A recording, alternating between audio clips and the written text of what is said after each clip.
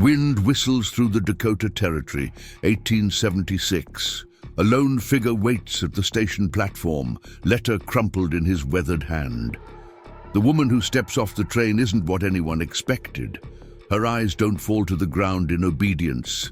They scan the horizon like she's already planning her escape. Before we jump back in, tell us where you're tuning in from. And if this story touches you, make sure you're subscribed, because tomorrow I've saved something extra special for you. And in that moment, when most men would have turned away, Thomas Blackwood saw something others couldn't. A spirit that matched the untamed land he called home.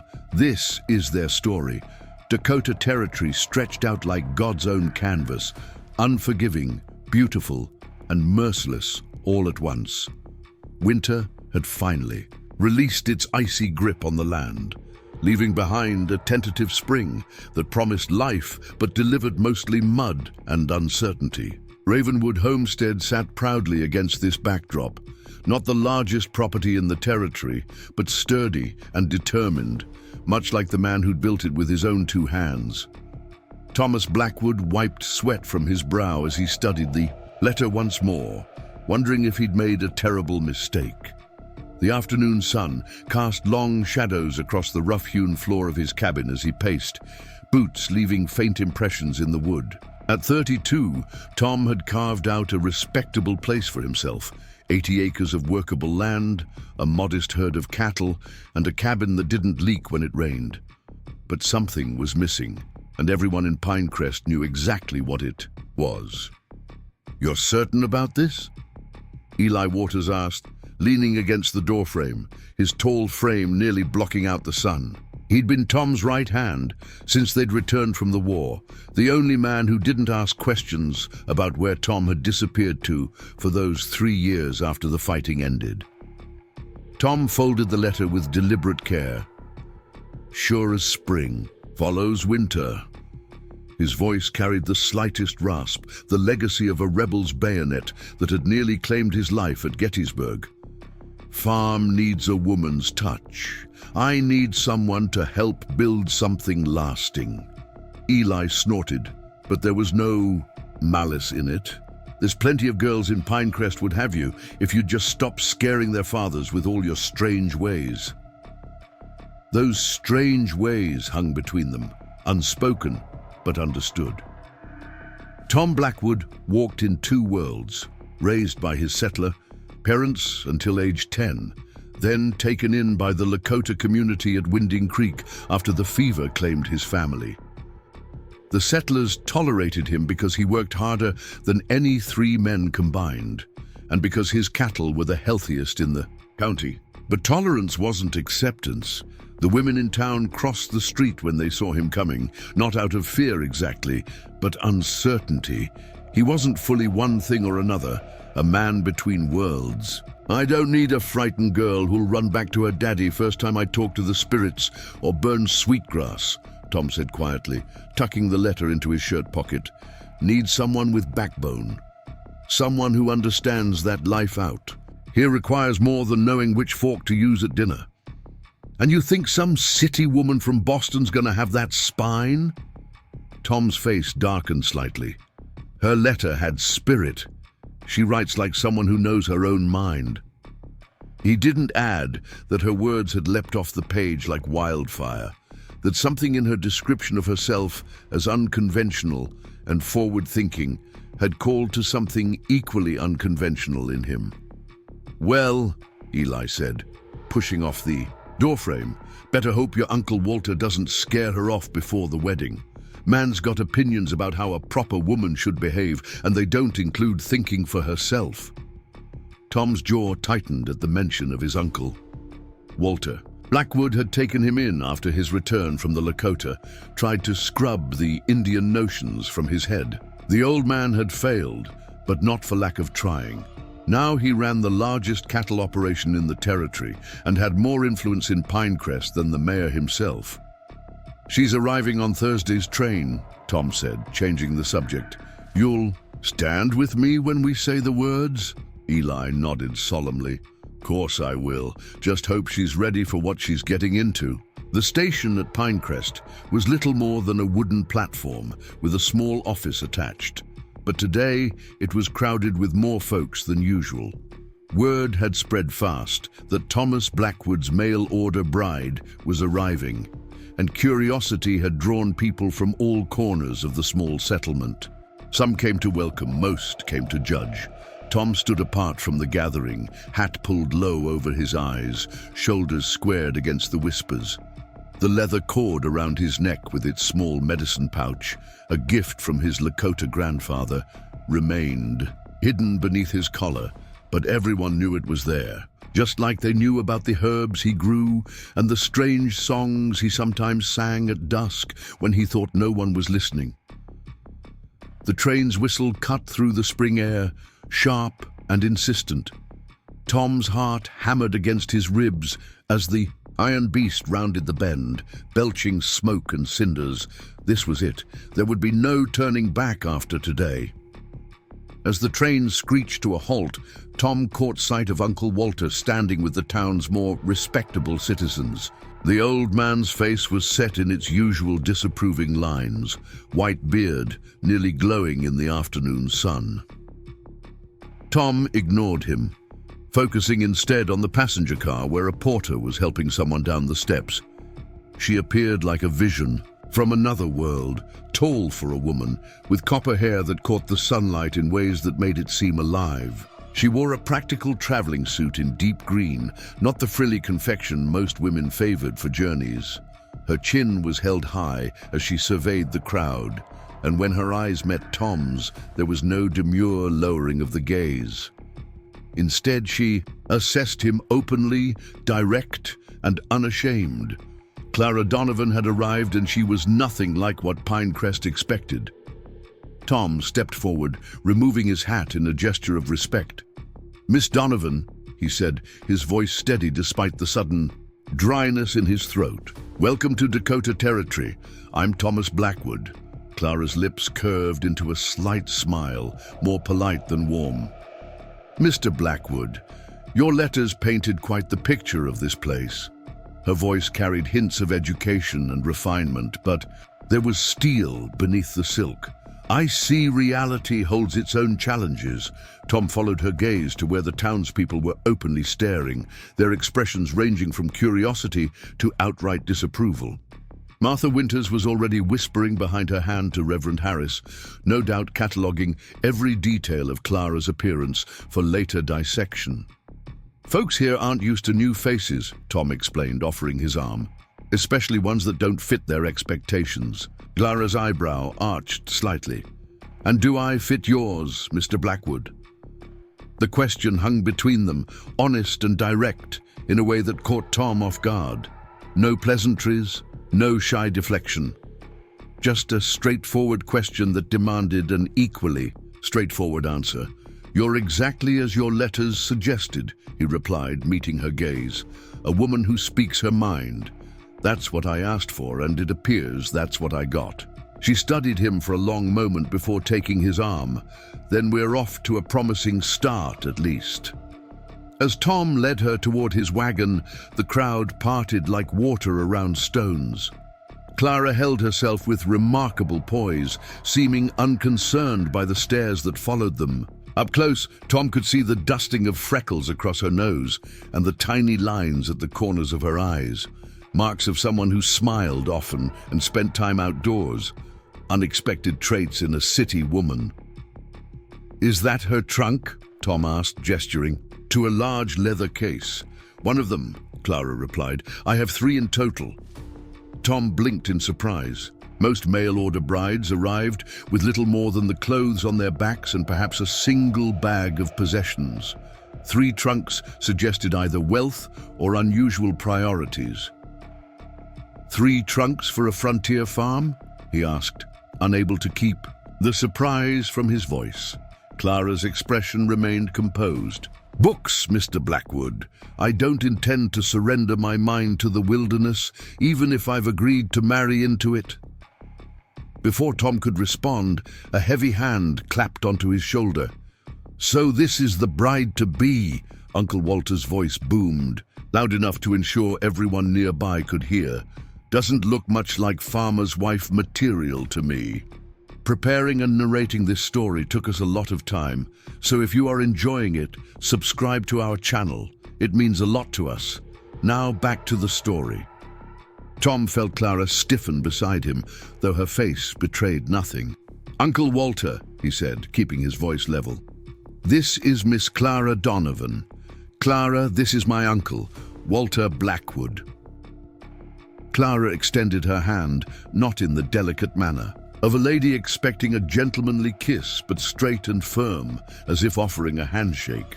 "A pleasure to meet you, Mr. Blackwood. Your nephew speaks highly of your accomplishments in the territory." Walter stared at her hand like it was a snake before reluctantly taking it. "Does he now? Seems there's a lot my nephew hasn't mentioned about you, Miss Donovan, like how you plan to keep house for a man when you've got the bearing of someone who's never touched a washboard." "Uncle," Tom said, warning in his voice. Clara withdrew her hand, her smile never faltering. "I believe capability, much like character, reveals itself through action rather than appearance, Mr. Blackwood. Perhaps you'd do well to reserve judgment until you've seen me at work." The older man's face darkened, but before he could respond, Reverend Harris stepped forward, Bible clutched to his chest like a shield. "Miss Donovan, welcome to our community. I trust you'll find Pinecrest a God-fearing place that values tradition and propriety." His emphasis on the last word was unmistakable. Clara inclined her head slightly. "How fortunate. I've always found that the most God-fearing communities are those most in need of his guidance on matters of judgment and compassion." A ripple of shocked murmurs spread through the onlookers. Tom felt a strange mixture of alarm and admiration. This woman clearly had no intention of playing by Pinecrest's rigid social rules. "We should get your trunks loaded," he said, eager to remove Clara from the increasingly hostile atmosphere. "It's a fair ride to Ravenwood, and we'll want to arrive before dark." As they walked away, Tom could feel Uncle Walter's glare boring into his back. This was not the meek, grateful woman the old man had expected, not by a long shot. And from the whispers already circulating, it was clear that Clara Donovan had just secured her reputation as trouble before she'd spent even an hour in town. Tom helped the porter load Clara's trunks, surprisingly heavy, with what he assumed were indeed books, onto the wagon. The largest one had been stenciled with the name C. Donovan in precise lettering, alongside what appeared to be a family crest, now faded with age and travel. "Your family has a crest?" he asked, curiosity getting the better of him. Clara ran, her finger over the faded design. "Once upon a time, now it's just me and memories." There was something in her voice that suggested the topic was closed, at least for now. "Is that the wagon?" Tom's farm wagon was sturdy but plain, built for function rather than comfort. He'd added a small bench with a back for this journey, but it was still a far cry from the carriages she'd likely been accustomed to in Boston. "It's not fancy," he admitted, "but the seat's padded, and I've put a blanket back there for your trunks so they don't get knocked about too much." Clara nodded, apparently satisfied. "It will do. I didn't come west expecting luxury, Mr. Blackwood." "Tom," he said suddenly, "if we're to be married in 3 days' time, you might as well use my given name." Her eyes met his, searching for something he couldn't name. "Very well, Tom. And you should call me Clara." He helped her onto the wagon seat, noticing how she didn't wait for his hand, but instead stepped up with practiced ease. As he climbed up beside her and took the reins, he couldn't help but wonder what kind of woman from Boston would know how to mount a farm wagon without assistance. The ride to Ravenwood was spent in a silence that gradually shifted from awkward to contemplative. Tom stole glances at Clara as she observed the landscape, her eyes drinking in the vast expanse of prairie that stretched to the horizon. She didn't. gasp at the beauty or recoil at the isolation. She simply watched, noted, and occasionally nodded to herself as if confirming some private theory. "It's different from what you're used to," Tom ventured when they were about halfway to the homestead. It wasn't a question. Clara's lips curved into something nearly resembling a smile. "Yes and no. The scale is different. Everything here is bigger, more open, but there's a rhythm to it that feels familiar." "Rhythm?" Tom asked, surprised by her observation. Many newcomers to the territory saw only emptiness where he saw life and pattern. "The way the wind moves through the grass," she explained, gesturing to the rolling sea of prairie around them. "The birds circling overhead following, invisible currents, the balance between growth and decay." She paused, glancing at him almost shyly. "I suppose that sounds strange." Tom felt something shift inside him, a recognition of kindred perception. "Not strange, just unexpected." Clara looked away, but not before he caught the slight easing of tension in her shoulders. "Your letters mentioned you were raised by the Lakota for a time. Is that why you see the land differently than others in town?" The question was direct, bordering on improper by Pinecrest standards, but Tom found himself answering honestly. "Partly. The Lakota taught me to see connections where others see only separate things, to listen to what the land and animals are saying if you pay attention. And what are they saying now?" There was no mockery in her tone, only genuine curiosity. Tom paused, listening to the world around them. The call of meadowlarks, the whisper of wind through grass, the distant rumble of thunder promising rain by nightfall. "They're saying change is coming. Not just spring. Something else." Clara studied him thoughtfully. "Perhaps they're simply noting my arrival. Foreign elements often disturb existing patterns." "You speak like someone who's studied natural philosophy," Tom said, increasingly puzzled by this woman who used words like elements and patterns in everyday conversation. A shadow passed over Clara's face. "My father was a professor at Harvard. He believed women's minds were equally capable of rigorous thought, not a popular position, as you might imagine." "Was?" Tom asked gently. "He died last winter. The final reason I needed to leave Boston." Her voice was matter-of-fact, but Tom detected the grief beneath her composure. There are limited options for educated women without family connections or fortune. "So you answered an advertisement for a mail-order bride to a man you'd never met in a place you'd never been," Tom said, trying to understand the choice. "Seems a desperate measure for an educated woman."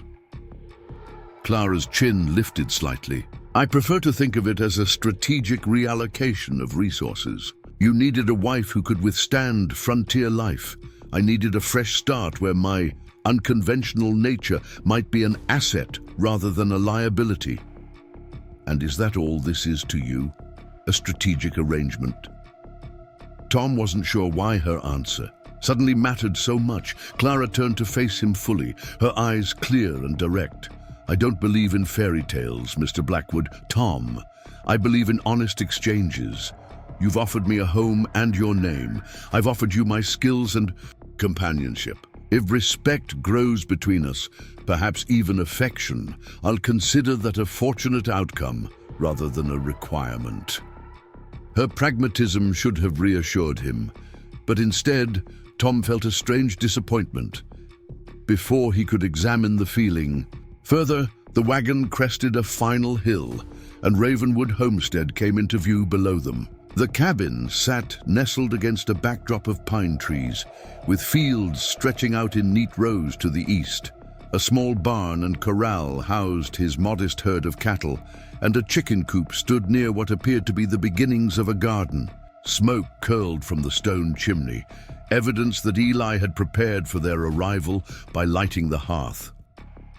"Home," Tom said simply, watching Clara's face for her reaction. She leaned forward slightly, taking in every detail with a careful gaze. "It's well positioned," she observed, "protected from the north wind by those trees, with good drainage and southern exposure for the fields." She pointed to the west side of the property. "Clara," he began, not entirely sure what he wanted to ask, "what made you choose my advertisement over others? You must have had options." She met his gaze steadily. "Your honesty. You didn't promise riches or ease.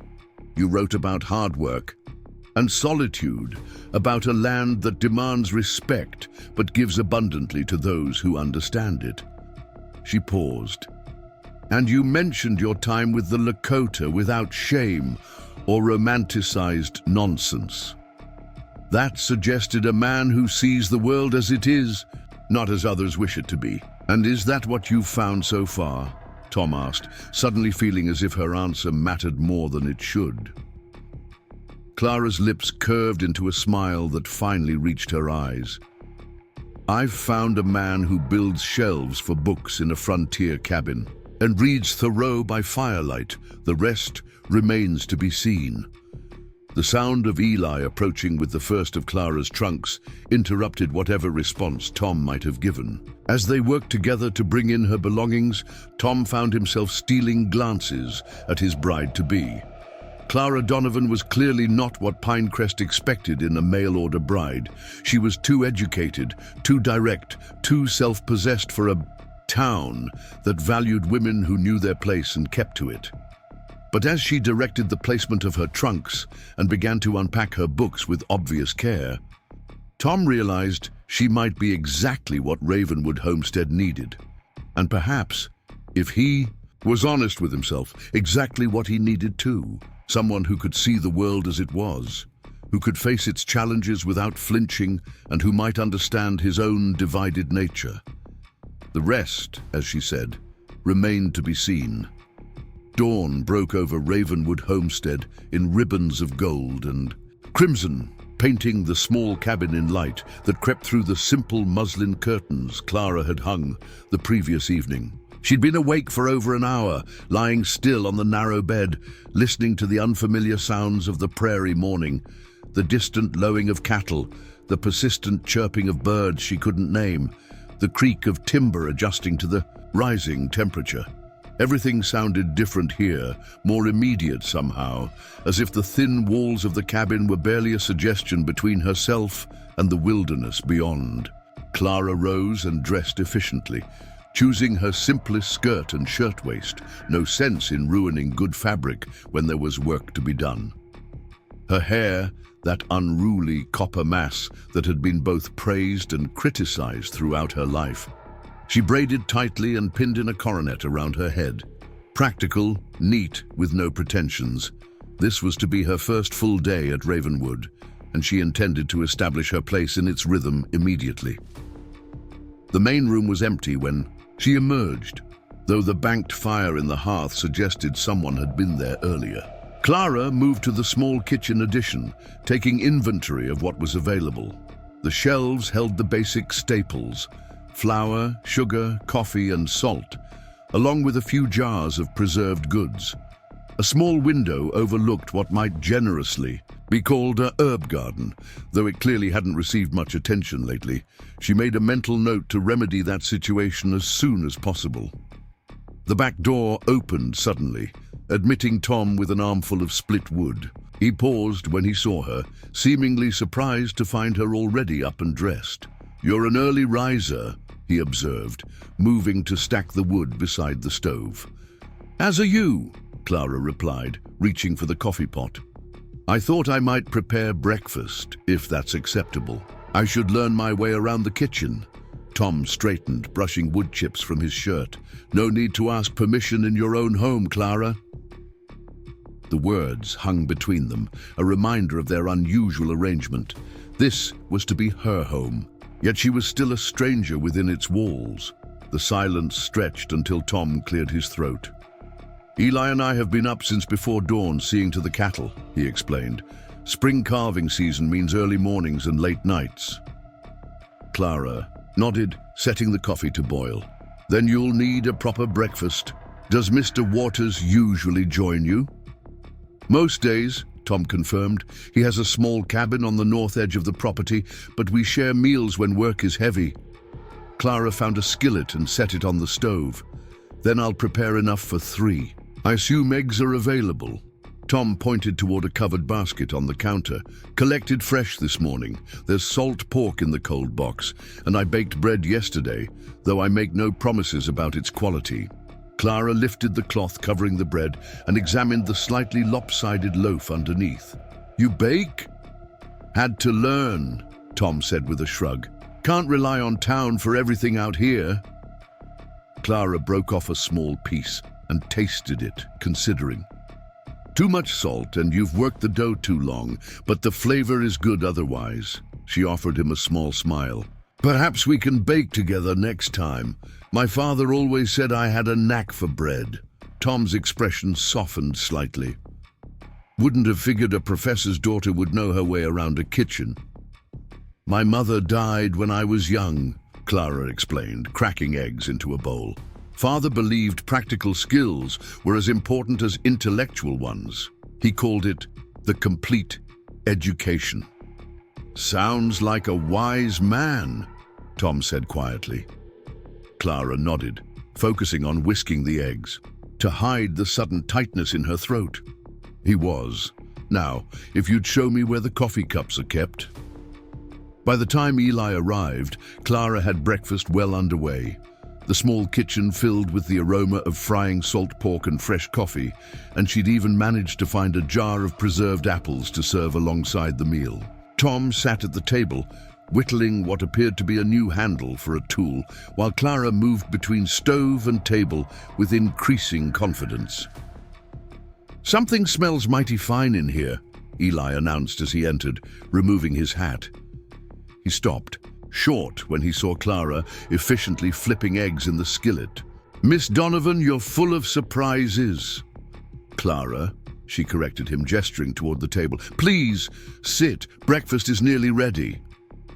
The men exchanged a glance that Clara pretended not to notice as she transferred the food to plates. She recognized that look, the same one her father's colleagues had worn when she correctly answered questions about cellular theory or recited Virgil in the original Latin.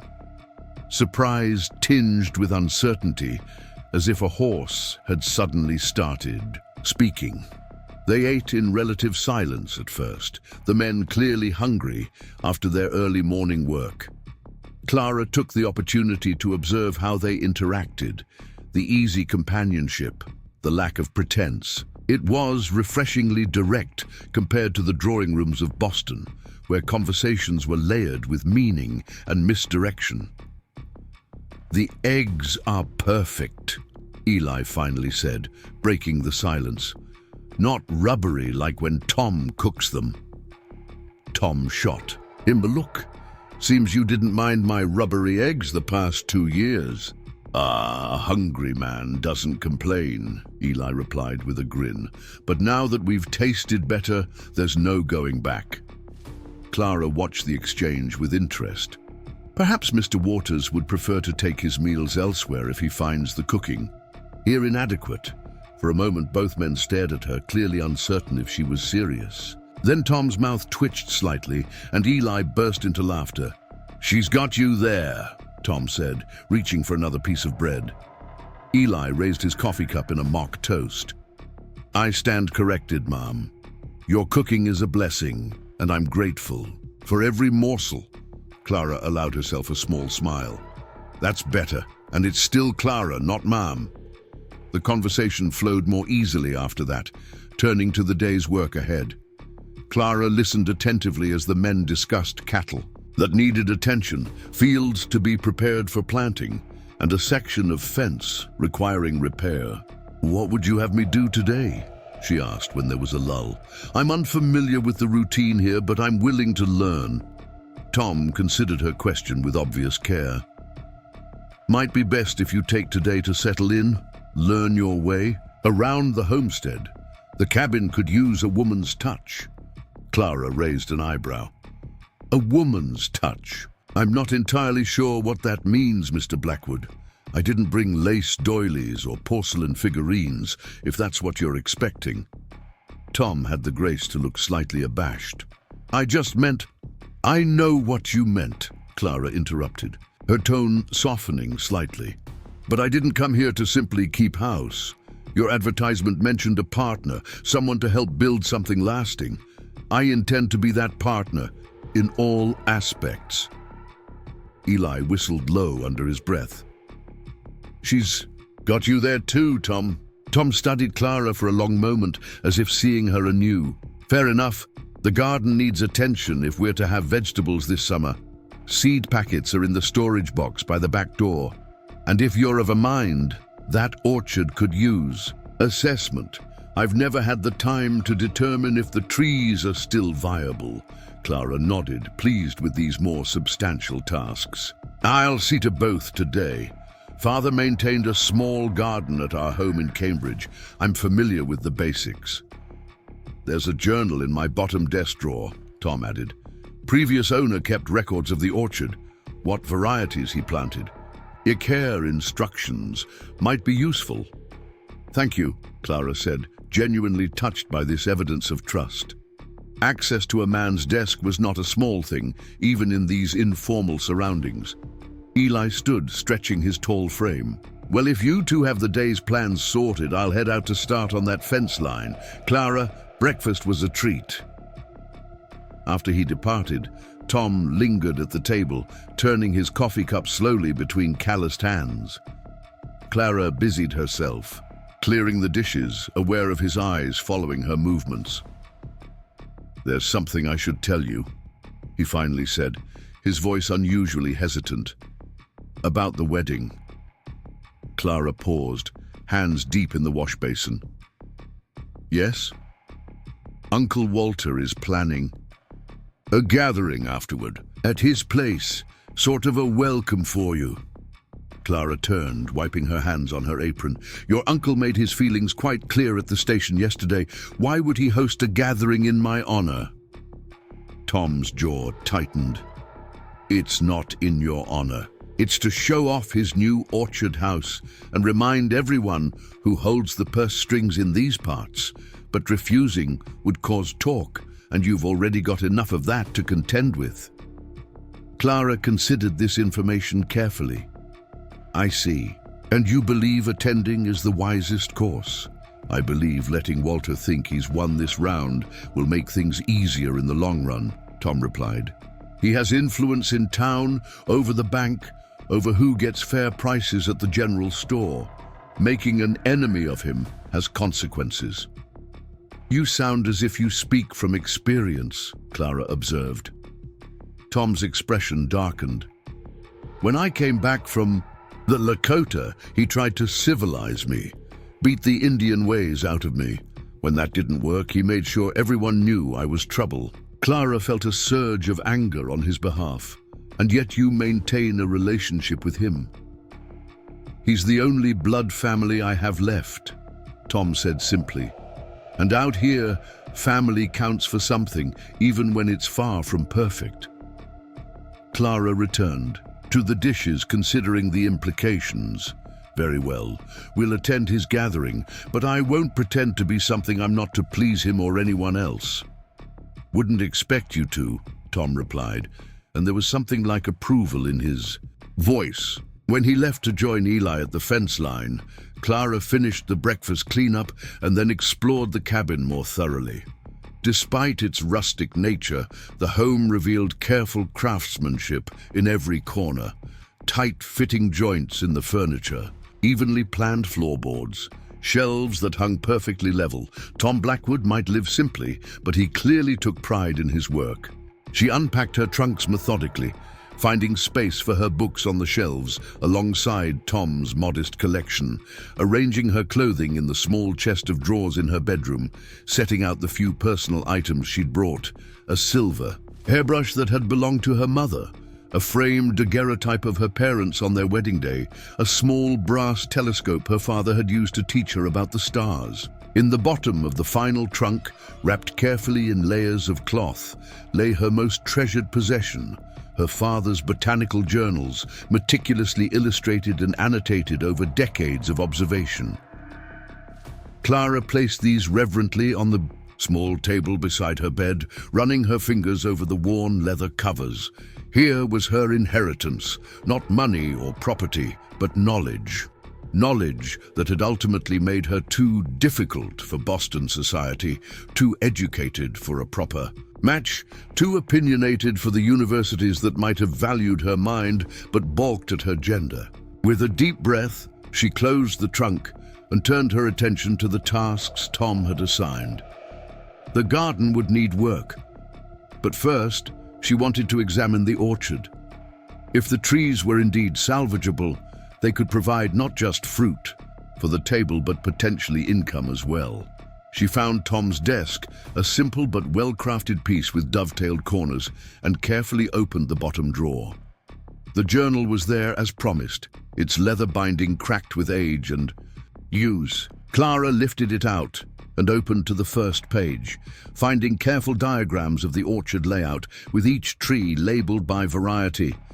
Northern Spy, Baldwin, Rhode Island Greening, Yellow Transparent.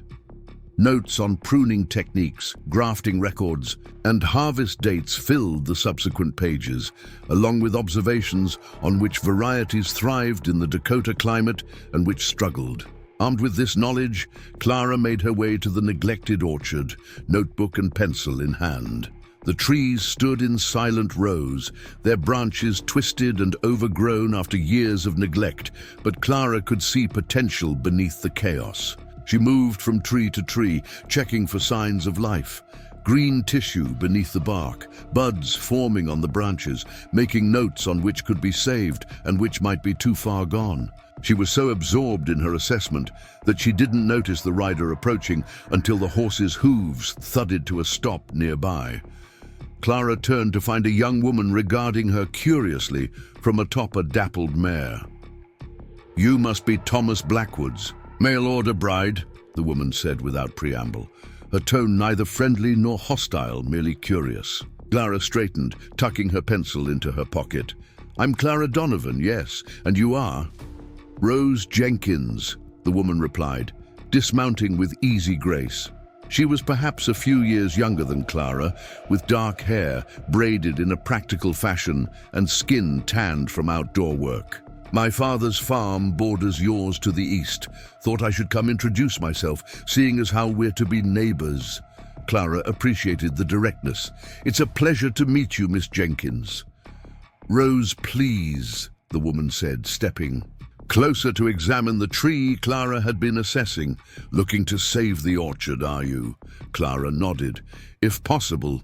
The previous owner kept excellent records, and many of the varieties seem well suited to this climate." Rose made a thoughtful noise. "My grandmother had apple trees. Said you could tell a good one by the way the bark split. Clean and straight meant healthy growth." She ran her fingers along the trunk of the nearest tree. "This one might make it with proper care." "You know something about orchards?" Clara asked, intrigued. "Not orchards specifically," Rose admitted, "but growing things, yes. My mother taught me before she passed. Now I help my father with our vegetables and medicinal herbs." "Medicinal herbs?" Clara couldn't keep the interest from her voice. "My father was a botanist. I helped prepare his specimens and learned about their properties." Rose's expression brightened. "Is that so? Most folks around here rely on Martha Winter's remedies, but between you and me, half of what she concocts does more harm than good." "Perhaps we could exchange knowledge sometime," Clara suggested. "Oh, I'd like that," Rose said, and for the first time she smiled. "Truth be told, I came over because people in town are talking. Said Tom Blackwood had gotten himself a city woman who spoke out of turn and dressed above her station." Clara stiffened slightly. "And you wanted to see the oddity for yourself?" Rose laughed, a surprisingly hearty sound. "I wanted to meet the woman who stood up to Walter Blackwood within 5 minutes of arriving. That takes spine, and spine is something I respect." Before Clara could respond, a shout drew their attention to the field beyond the orchard. Tom was striding toward them, his expression a mixture of concern and confusion at finding a visitor at the homestead. "Rose Jenkins," he called as he approached. "What brings you out this way?" "Just being neighborly," Rose replied easily. "Came to meet your bride.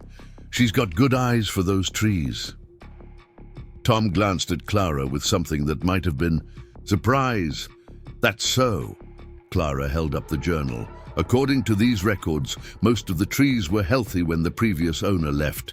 With proper pruning and care, I believe many could be salvaged." Tom looked between the two women, clearly trying to gauge the interaction.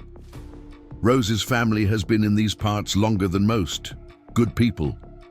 "So I've gathered," Clara said. "Miss Jenkins has kindly offered to share her knowledge of local plants. I'd like to establish a medicinal herb garden alongside the vegetables." Tom's eyebrows rose slightly. "You know about such things?" "As I mentioned at breakfast, my father believed in a complete education," Clara replied, a touch of defiance in her voice. "Botany was a particular interest of his and mine." Rose smiled approvingly. "Well, I should be getting back before Pa wonders where I've gone off to. Clara, you're welcome at our place any time. We're just over that eastern ridge." She turned to Tom. "You got yourself an interesting one, Blackwood. Don't mess it up." With that parting shot, she remounted her horse and rode off, leaving Tom and Clara standing among the gnarled apple trees. "Made a friend already," Tom observed, watching Rose's departing figure. "Perhaps," Clara agreed. "She seems forthright, which I appreciate."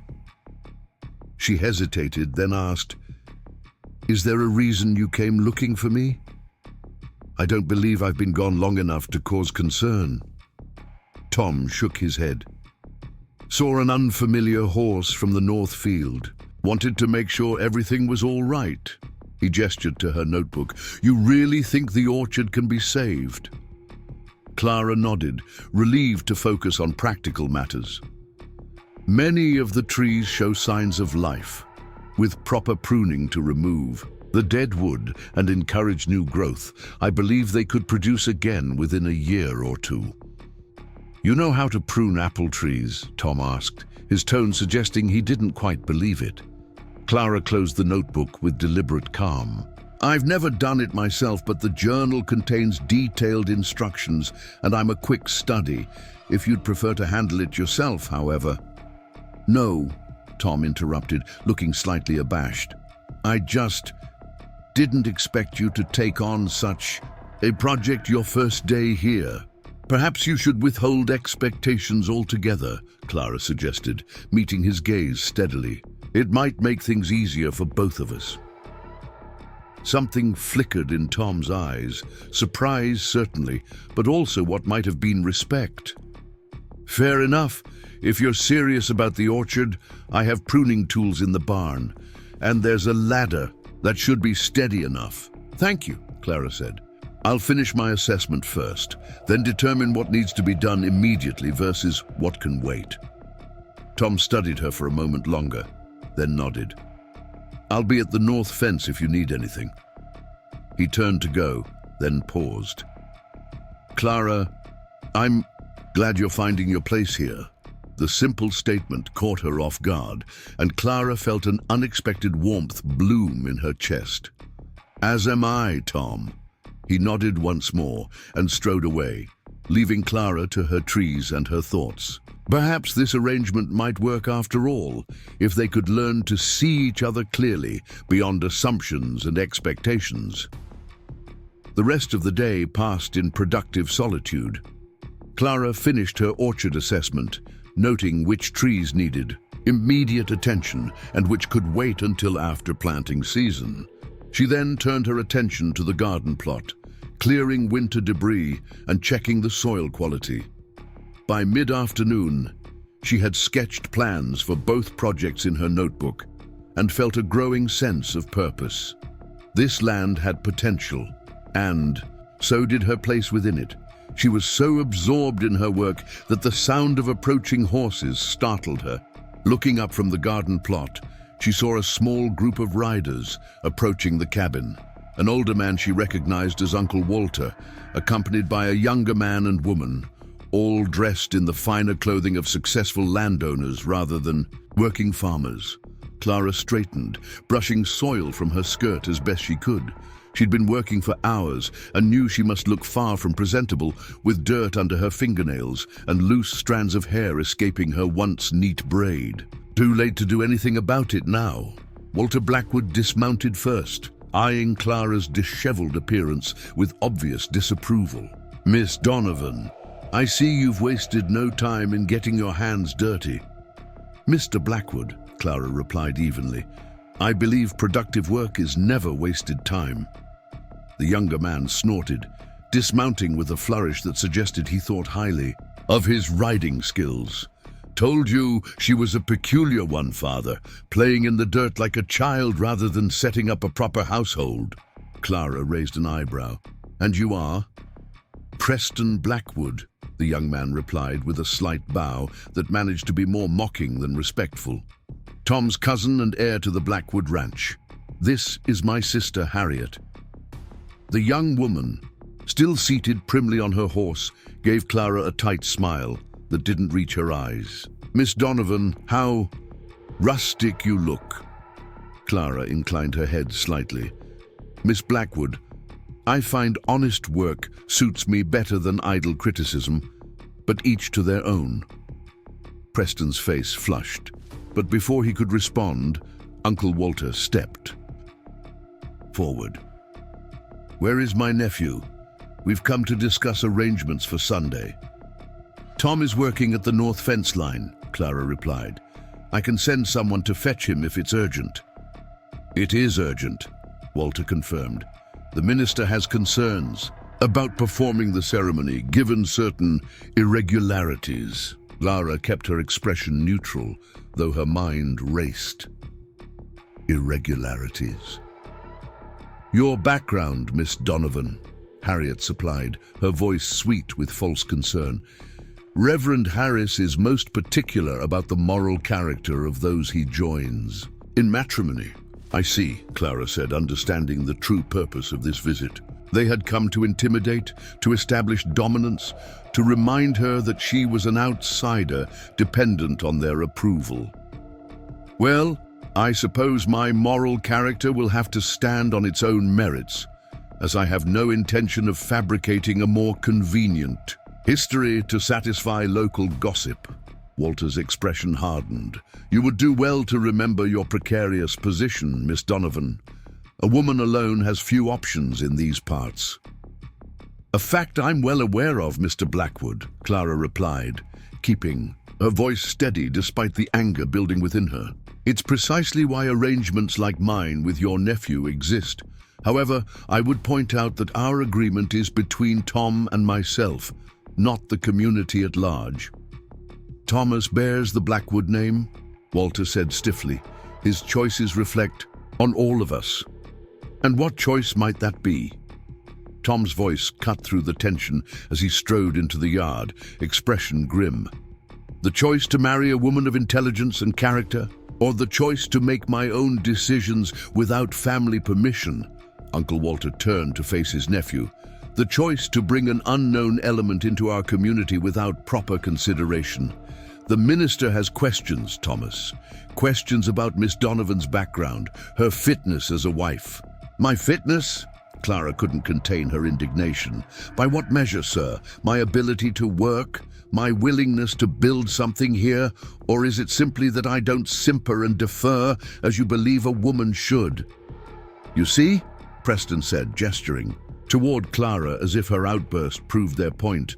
"No proper breeding, no sense of her place." Tom moved to stand beside Clara, his presence solid and reassuring. "Her place is here, as my wife, if she'll still have me after meeting the rest of the family." He turned to Clara with a look that held both apology and determination. "I apologize for not being here when they arrived." "No apology needed," Clara said, finding strength in his support. I'm perfectly capable of greeting visitors even when their intentions are less than hospitable. Harriet gave an affected gasp. How rude! We've only come out of concern for our cousin's well-being. Have you? Tom asked, his tone making it clear he didn't believe it for a moment. Then you can deliver a message to Reverend Harris. Tell him Miss Donovan and I will be at the church on Sunday as planned. If he has questions about her character, he can ask them directly, rather than sending messengers to do his prying. Uncle, Walter's face reddened. You forget yourself, Thomas. I raised you after those savages were done with you, gave you a chance at respectability. You took me in because it looked good to the community, Tom interrupted, his voice low and controlled. And you've made sure I've paid for it every day since. But this is my land, my home, and Clara will be my wife. Your approval isn't required for any of those things. A tense silence fell over the yard. Clara glanced at Tom, seeing the rigid set of his jaw, the controlled anger in his stance. This was clearly an old battle, one with deeper roots than her arrival had planted. Finally, Walter straightened, adjusting his coat with exaggerated dignity. Very well, you've made your position clear.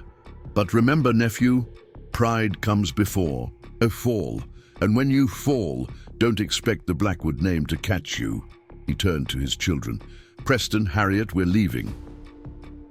As they mounted their horses, Harriet leaned down, speaking just loud enough for Clara to hear. Do enjoy your rustic adventure, Miss Donovan.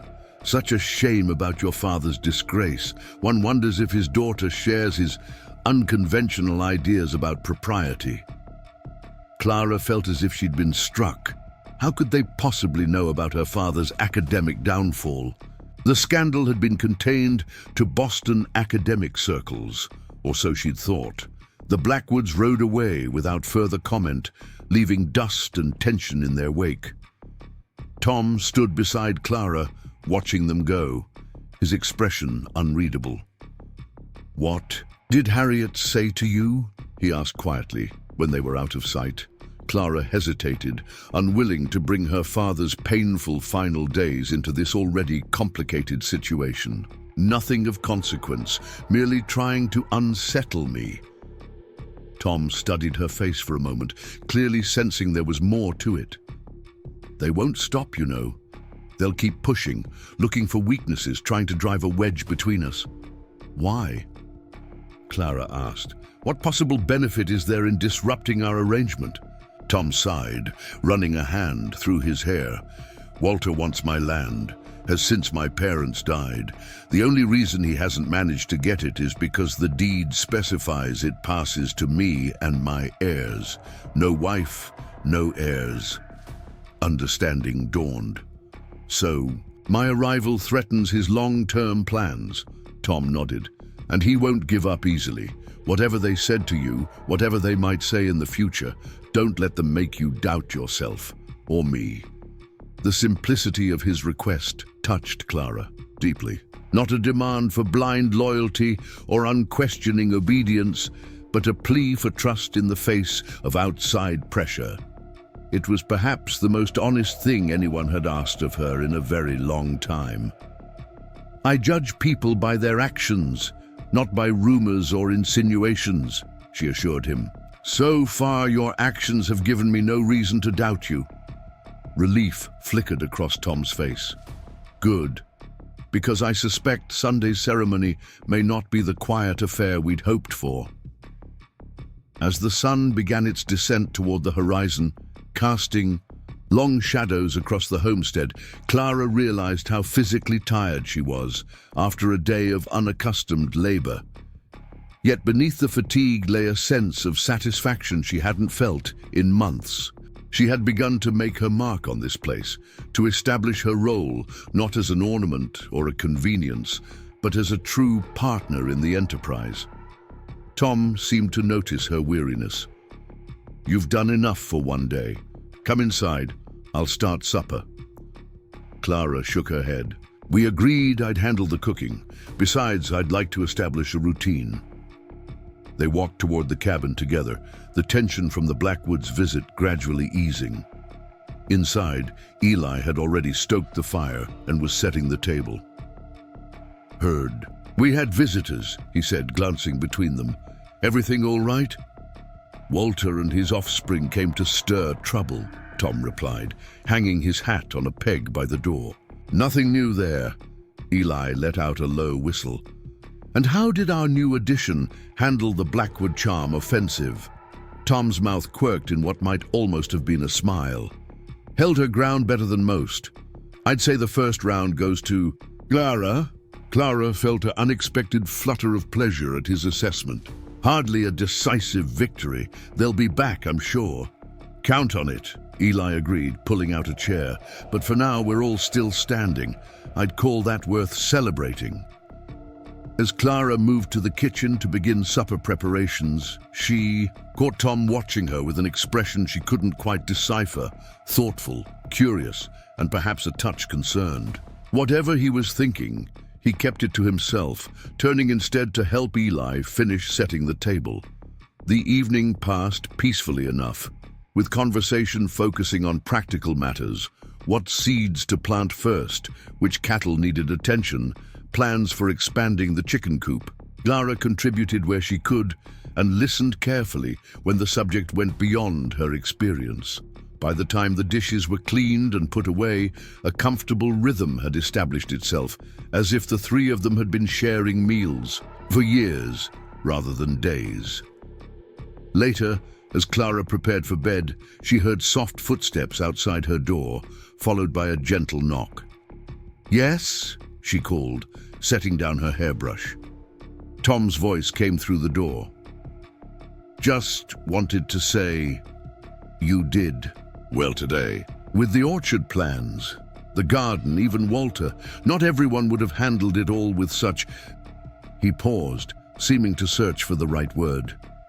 "Grace."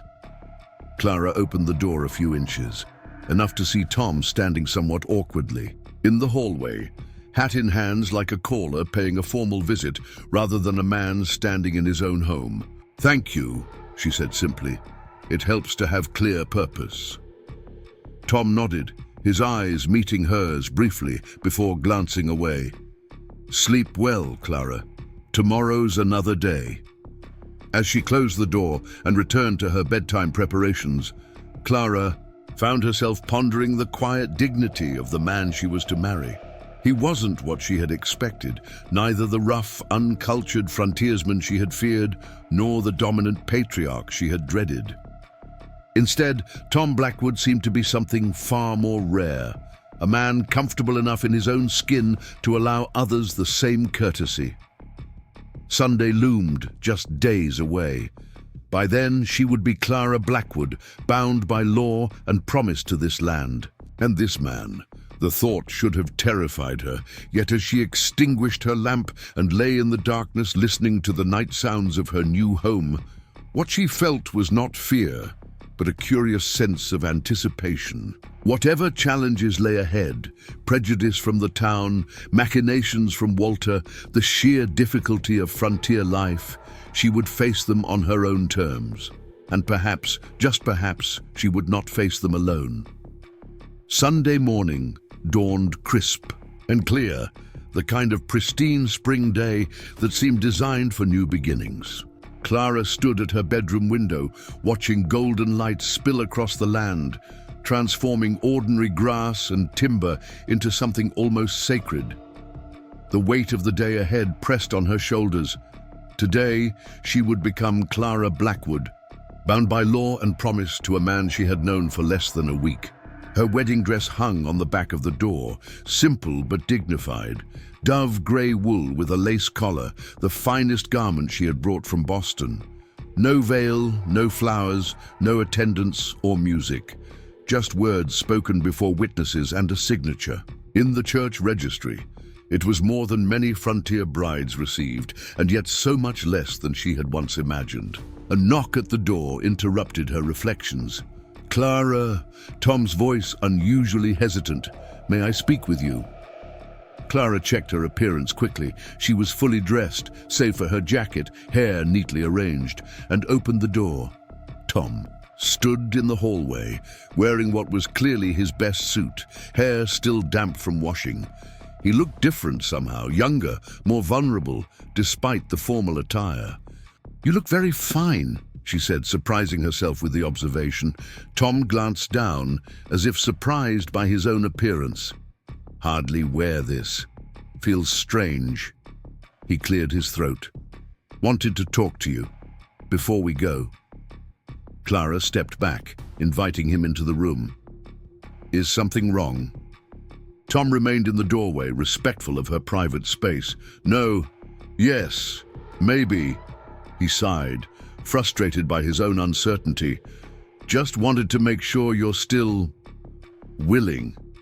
After everything." Clara studied him, touched by his concern. "You mean after your uncle's visit? A few disparaging remarks won't frighten me away, Tom." "It's not just that," Tom said, meeting her eyes directly.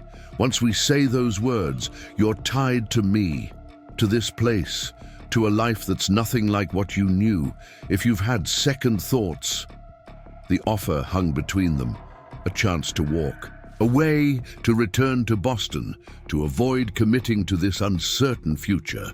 It was perhaps the kindest thing anyone had done for her in a very long time, and Clara felt something warm unfurl in her chest at the realization that he cared enough to give her this choice, even at the 11th hour. "Have you had second thoughts?" she asked quietly. Tom shook his head. "No. I meant what I said in my letters. Need a partner here. Someone with sense and backbone. From what I've seen, that's exactly what you are." Clara smiled, a genuine expression that reached her eyes. "Then we are in agreement. I have no desire to return to Boston. My future is here now." Relief flickered across Tom's face, quickly, masked by his usual reserve. "Good, that's good." He stepped back, gesturing vaguely toward the front of the cabin. "Eli's got the wagon ready whenever you are. No rush." After he departed, Clara finished her preparations, pinning a small brooch that had belonged to her mother to her collar.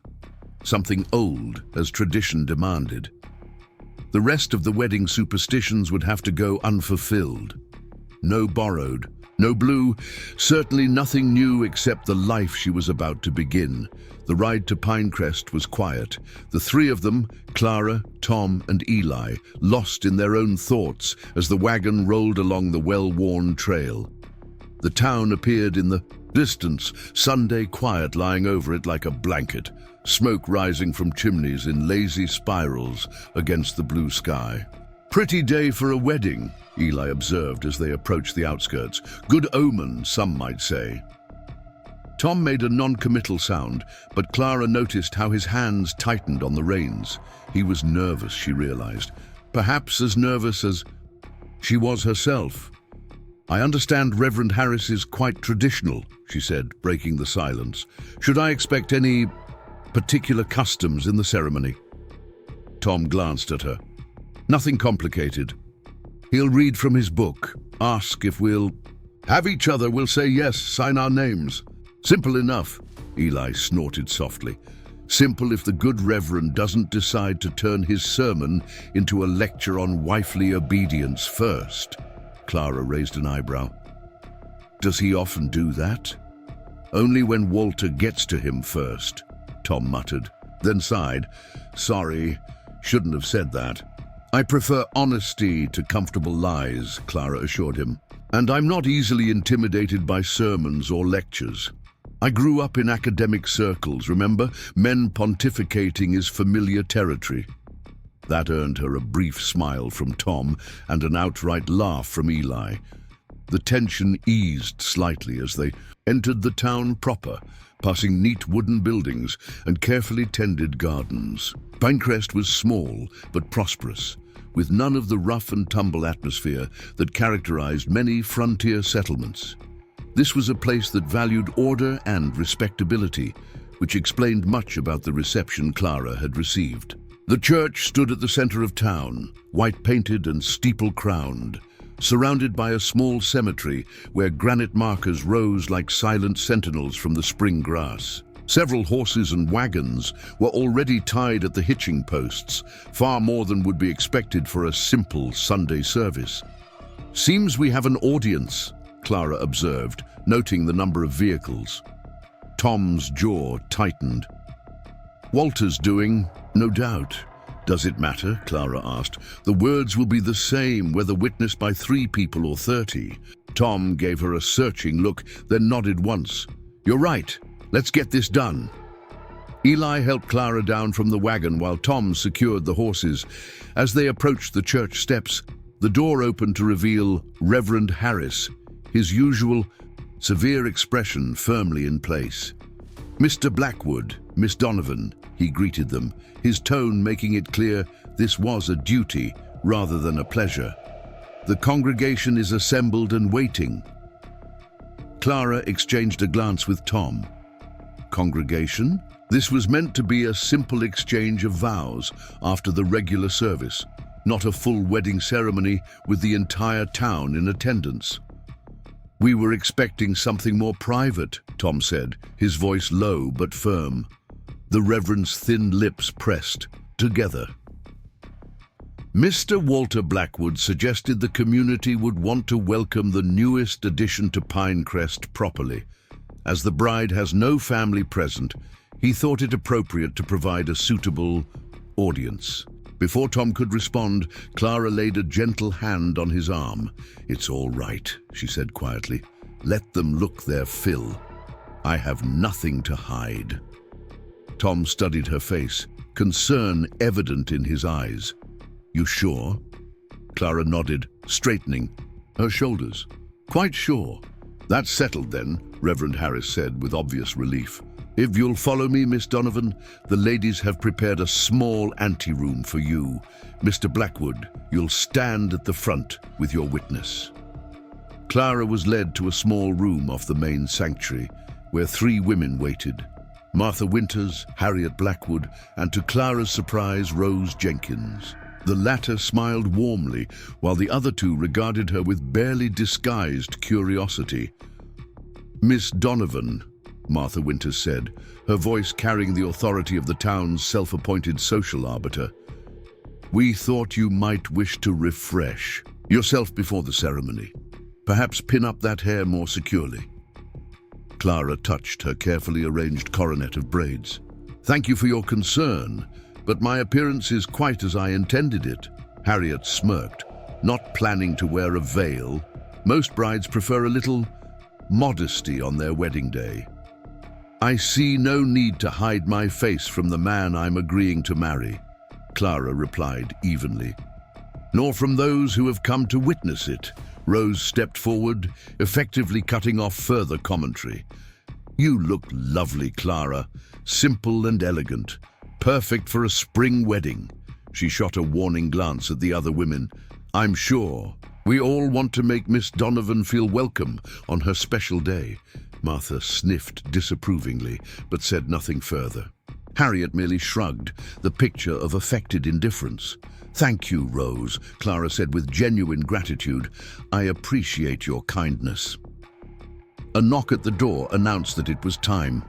Clara took a deep breath, smoothing her skirts and squaring her shoulders.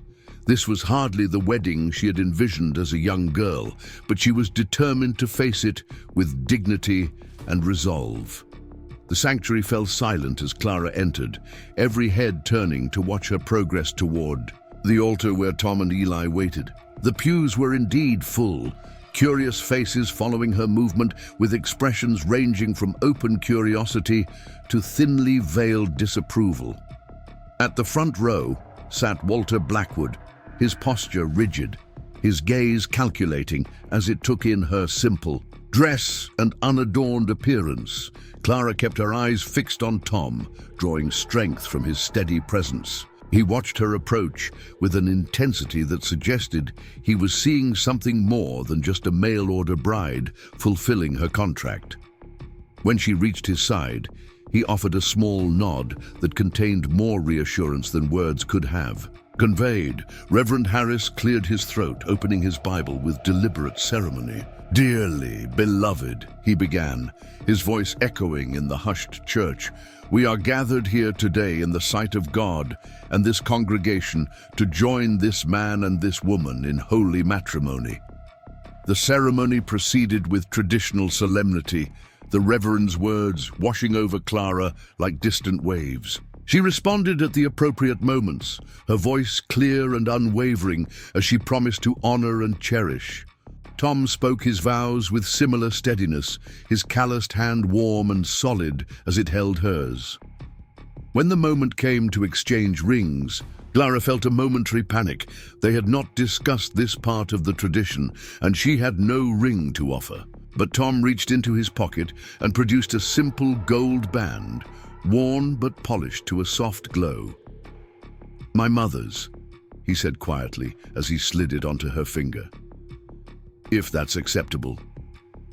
Clara nodded, deeply touched by the gesture. "More than acceptable," she whispered. "Thank you."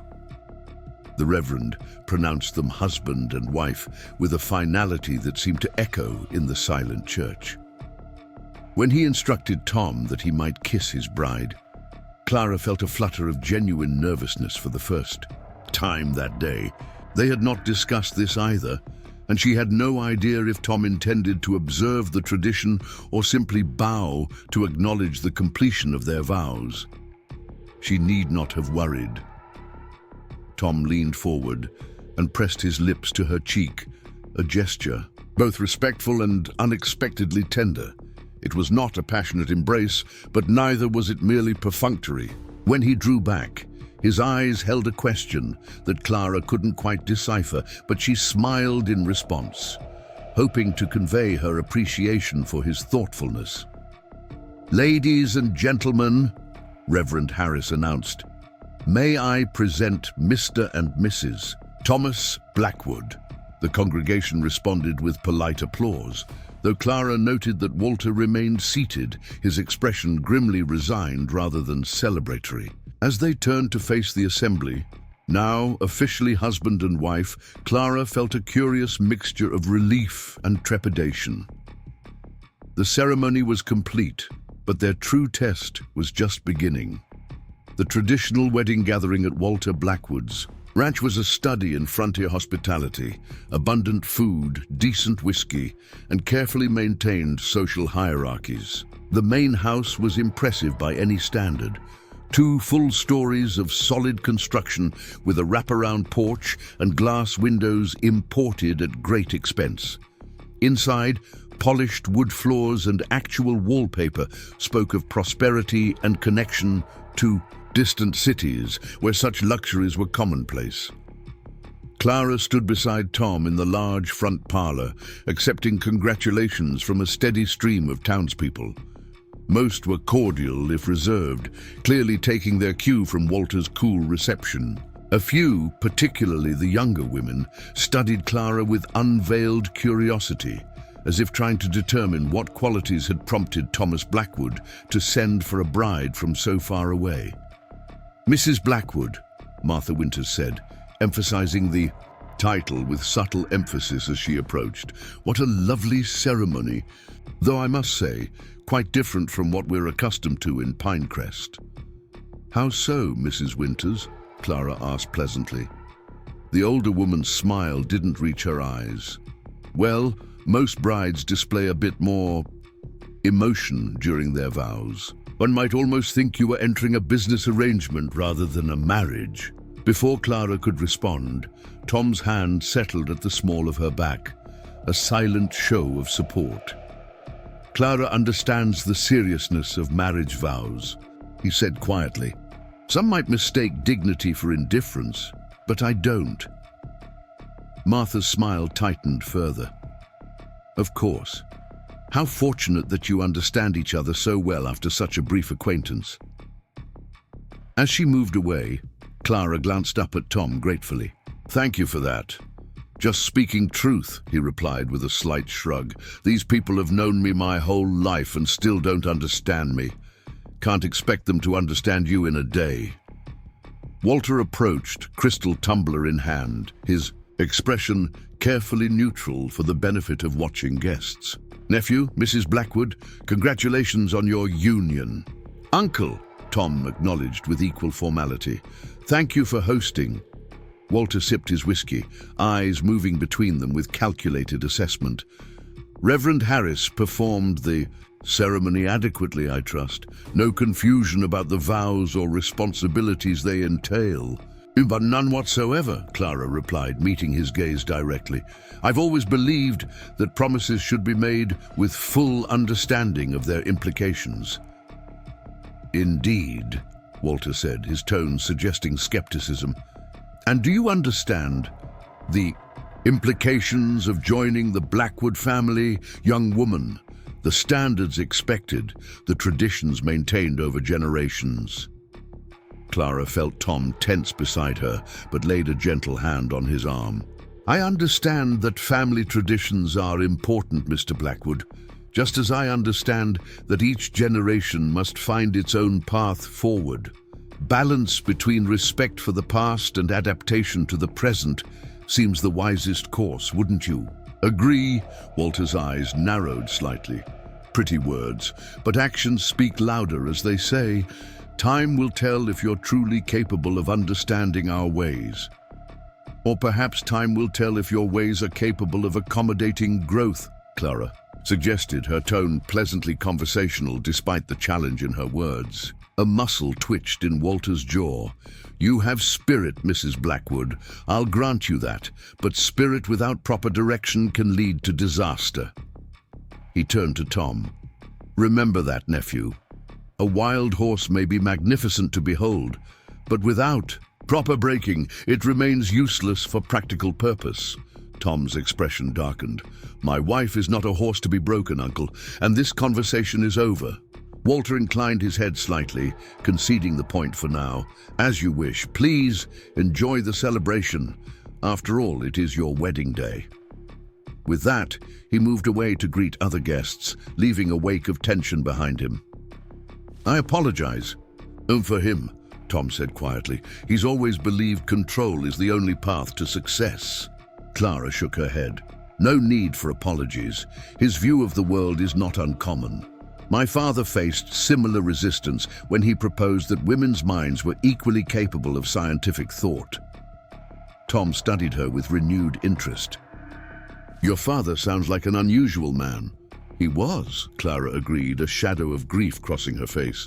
"Brilliant, kind, and utterly convinced that conventional wisdom should always be questioned in the pursuit of truth." "That could describe someone else I'm coming to know," Tom observed, his voice softening. Before Clara could respond to this unexpected compliment, Eli appeared at their side, looking uncharacteristically uncomfortable in his Sunday best. "Sorry to interrupt, but there's something you should know," he said in a low voice. "Overheard Preston talking to some of Walter's hands. Sounds like they're planning something for when you two head home. Some kind of wedding night celebration involving a lot of noise and embarrassment." Tom's expression hardened. "Shivari?" Eli nodded grimly. "That's the word they used. Said it was tradition for newlyweds." Clara glanced between them, confused. "What is a shivari?" "Old custom," Tom explained, his distaste evident.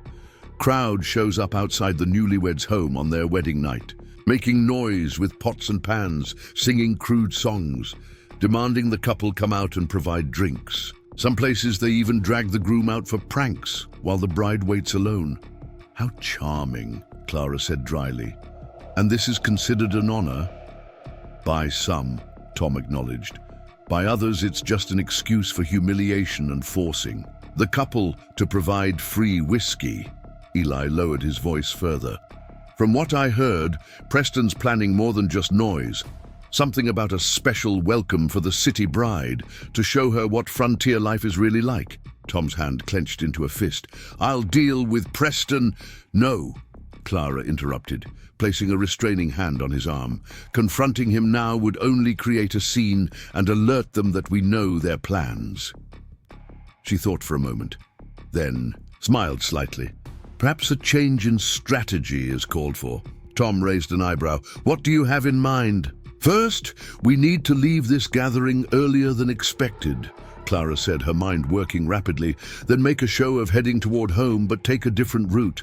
Is there somewhere else we could stay tonight? Eli grinned slowly. The old hunting cabin near the eastern ridge. It's small but secure, and no one would think to look for you there. Tom nodded thoughtfully. Good work, but they'll just wait at the homestead. Try again tomorrow night. Not if they believe they've already succeeded, Clara said. Mr. Waters, how convincing an actor are you? Eli's grin widened. Played Joseph in the Christmas pageant 3 years running. Why? By dusk, Clara and Tom had made their excuses and departed Walter's gathering, citing the need to return home before dark. Their exit was noted with knowing smiles and a few crude comments from the younger men, especially Preston, who raised his glass in a mock toast that promised mischief to come. But instead of taking the main road back to Ravenwood, they circled behind the town and headed east toward the small hunting cabin Eli had suggested.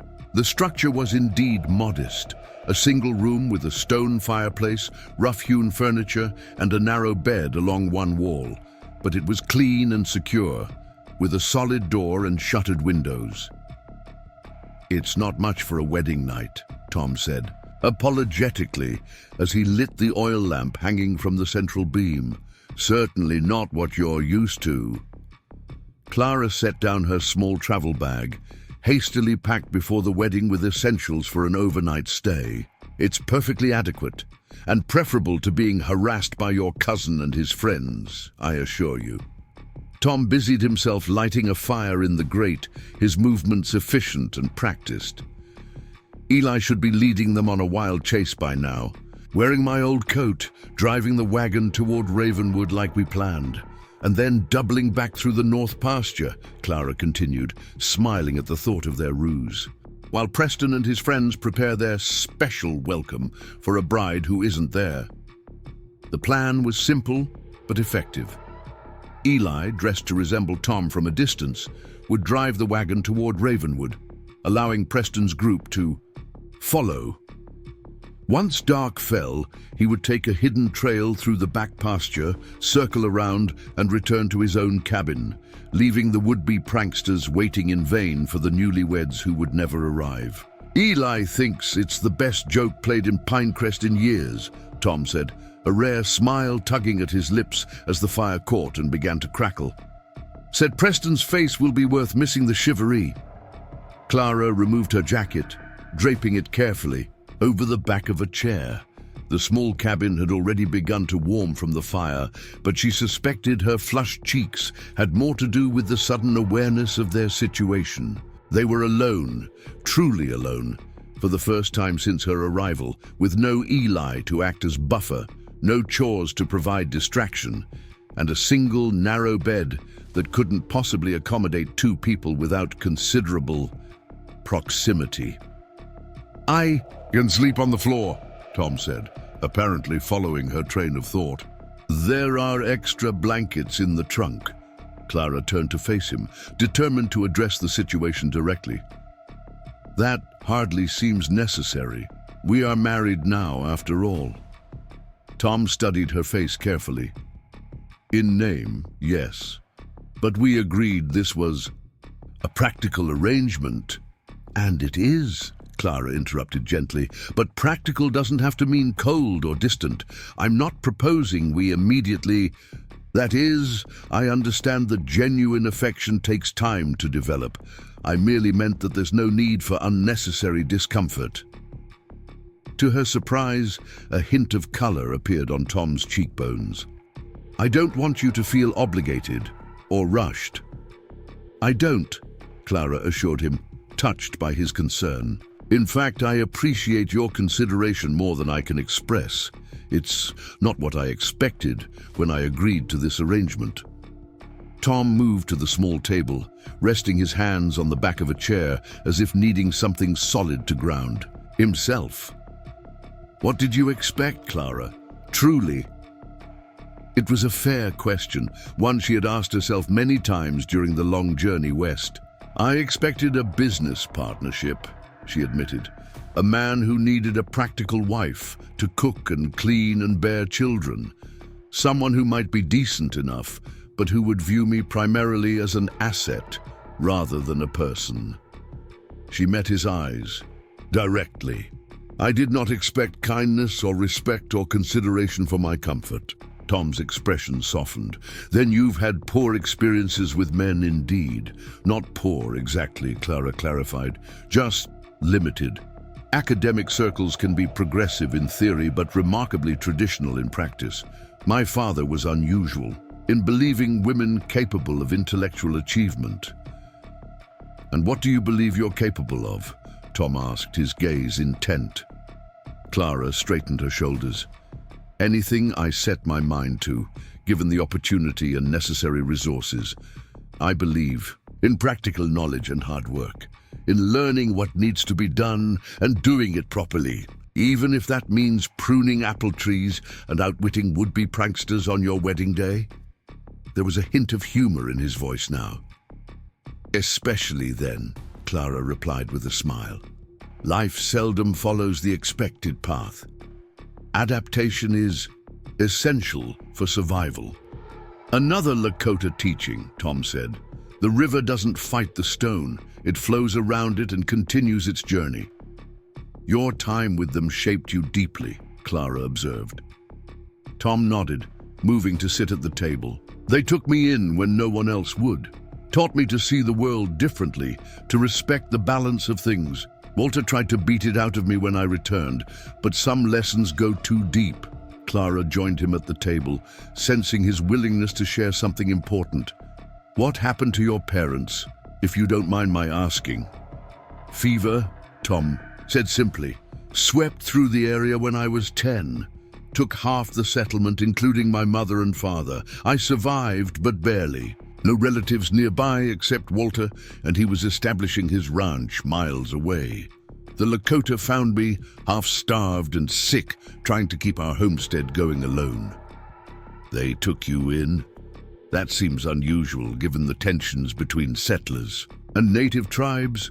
Tom's mouth curved in a sad smile. Chief Running Elk had lost his youngest son that same winter. Said the spirits sent me to fill the empty place in their family.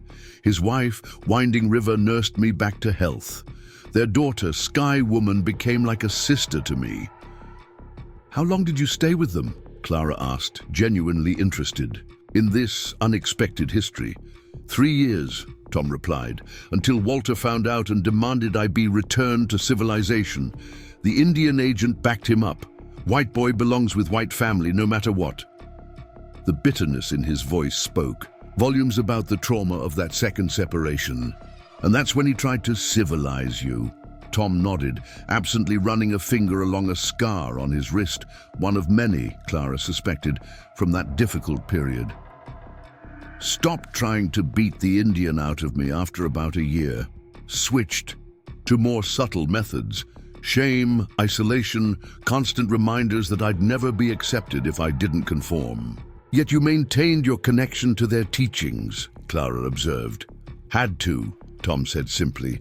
It was the only time in my life I felt like I belonged somewhere completely. The Lakota don't try to control nature or each other the way white society does. They understand balance, respect differences, value strength that doesn't require domination. Clara considered this thoughtfully. That explains much about you. Why you live as you do, why you clash with your uncle, why you weren't looking for a traditional wife. Tom looked up, meeting her gaze with new intensity. And what about you, Clara Donovan? What shaped you into a woman who would travel alone, across the country to marry a stranger? It was a fair question, but one that prompted a familiar caution. How much should she reveal? How much could she trust this man with her own painful truths? You've been honest with me, she said finally. I owe you the same courtesy. Clara took a deep breath. My father was dismissed from Harvard last year.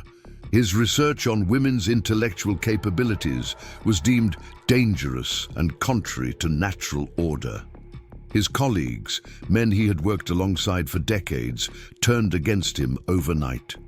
Tom listened without interruption, his expression attentive but non-judgmental. "The scandal destroyed his reputation," Clara continued, "which might have been survivable, except it also destroyed his health. He suffered a stroke shortly after, lingered for months, partially paralyzed, and died this past winter." She swallowed hard against the surge of grief that still came when she spoke of it. "His medical care consumed what little savings we had. When he died, I found myself alone, essentially penniless, and with a tarnished family name that closed most respectable doors." "So you answered my advertisement?" Tom said softly. Clara nodded. "It wasn't my first choice. I tried tutoring, companion work, even applied to be a teacher at a girls' school. But my father's disgrace followed me, and no one wanted to hire a woman associated with radical notions about female intellect." "Their loss," Tom said simply. "Any fool can see you've got more sense and learning than most men I know." The straightforward compliment warmed Clara deeply.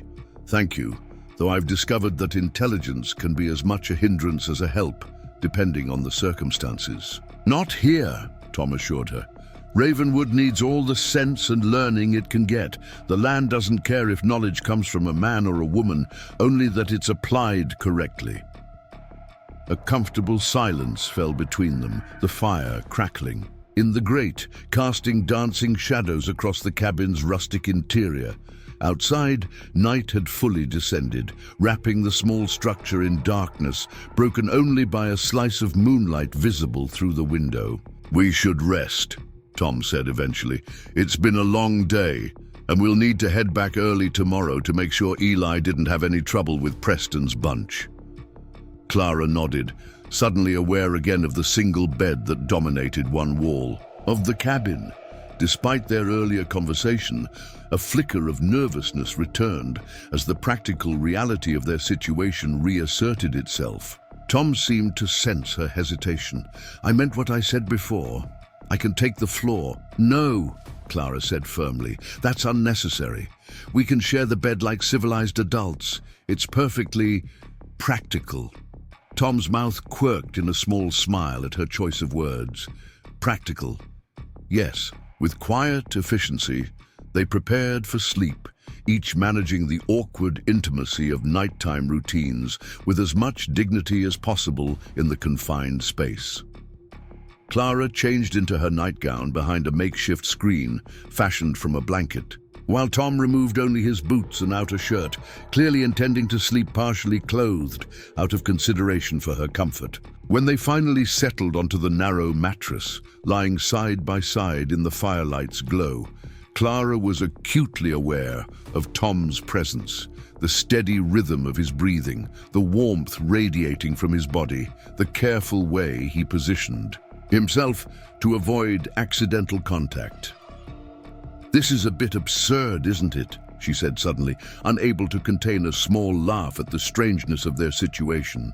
Two grown people pretending to be comfortable while lying rigid as boards. Tom turned his head to look at her, and to her surprise, he chuckled, a warm, genuine sound she hadn't heard from him before.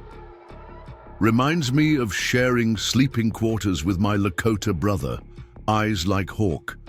Both of us trying so hard not to touch that we nearly fell off opposite sides of the platform." Clara smiled at the image. "How old were you?" 11. He was 12. Thought we were too grown for childish closeness, too mature to admit we were cold without it. And what happened? His grandmother caught us shivering and clouted us both on the ear. Tom admitted with another soft laugh. Said pride was no match for winter wind, and only fools freeze trying to look strong. Clara turned slightly to face him, finding his expression more open than she had yet seen it. "Wise grandmother?" "She was," Tom agreed. "Taught me that true strength often looks different than we expect. In the gentle glow of firelight, with sleep hovering at the edges of consciousness, Clara felt a barrier between them soften, not dissolving completely, but becoming permeable enough for genuine connection to begin. "Good night, Tom," she said, quietly. "Good night, Clara," he replied, his voice equally soft. "And thank you." "For what?" "For saying yes to the advertisement, to today, to all of it." The simple gratitude in his words touched her deeply. "Thank you for asking," she whispered, "and for making it a choice I don't regret." As sleep claimed her, Clara's last awareness was of the steady presence beside her. Not a stranger anymore, but not yet truly known. A man of contradictions and unexpected depths who had crossed her path through chance and necessity, yet who might, with time and trust, become something she had never dared to hope for: a true partner. Morning arrived, with golden light filtering through the shutters and the distant call of meadowlarks. Clara woke slowly, momentarily disoriented by unfamiliar surroundings. The space beside her was empty, the blanket neatly folded back. Tom was already up, the aroma of coffee suggesting he had been awake for some time. "Sleep well?" he asked from his position by the fireplace, where he was tending a small cooking fire. Clara sat up, quickly smoothing her hair. Better than expected, considering the circumstances. "Any word from Eli?" Tom shook his head. "Not yet. But I walked up to the ridge at dawn, could see Ravenwood in the distance. No sign of trouble. Do you think Preston and his friends gave up when you didn't arrive?" "Doubtful. More likely they're still waiting, getting increasingly frustrated." Tom poured coffee into a tin cup and brought it to her. "Here, it's strong, but it'll wake you up." Clara accepted the cup gratefully, wrapping her fingers around its warmth. "Thank you. How soon should we head back?" "After you've eaten. Made some Johnny cakes, nothing fancy, but they'll hold you until we get home." Home. The word resonated strangely in Clara's mind. Ravenwood was now her home. This man, her husband. The legal reality had existed since yesterday's ceremony, but somehow, in the quiet intimacy of the morning, it felt more genuinely true than it had in the church, filled with strangers. They ate quickly, packed their few belongings, and set out for Ravenwood as the sun climbed higher in the sky. The journey was easier by daylight, the trail more evident as they wound through stands of pine and across open meadows dappled with spring wildflowers. "It's beautiful here," Clara observed as they crested a rise that offered a panoramic view of the surrounding countryside. Different from New England, but beautiful in its own way. Tom nodded, genuine pride evident in his expression. "Changes with the seasons. If spring's green and gold, summer brings tall grass higher than a horse's belly, autumn turns everything to flame, and winter—" He paused, seeming to search for words. "Winter shows the bones of the land, the true shape of things." "You speak like a poet," Clara said, surprised by his eloquence. Tom looked slightly embarrassed. "Lakota tradition. They believe words should honor what they describe, not just name it." Before Clara could respond, the crack of a rifle shot echoed across the valley, followed immediately by a second report. Tom reined his horse sharply, head turning toward the sound.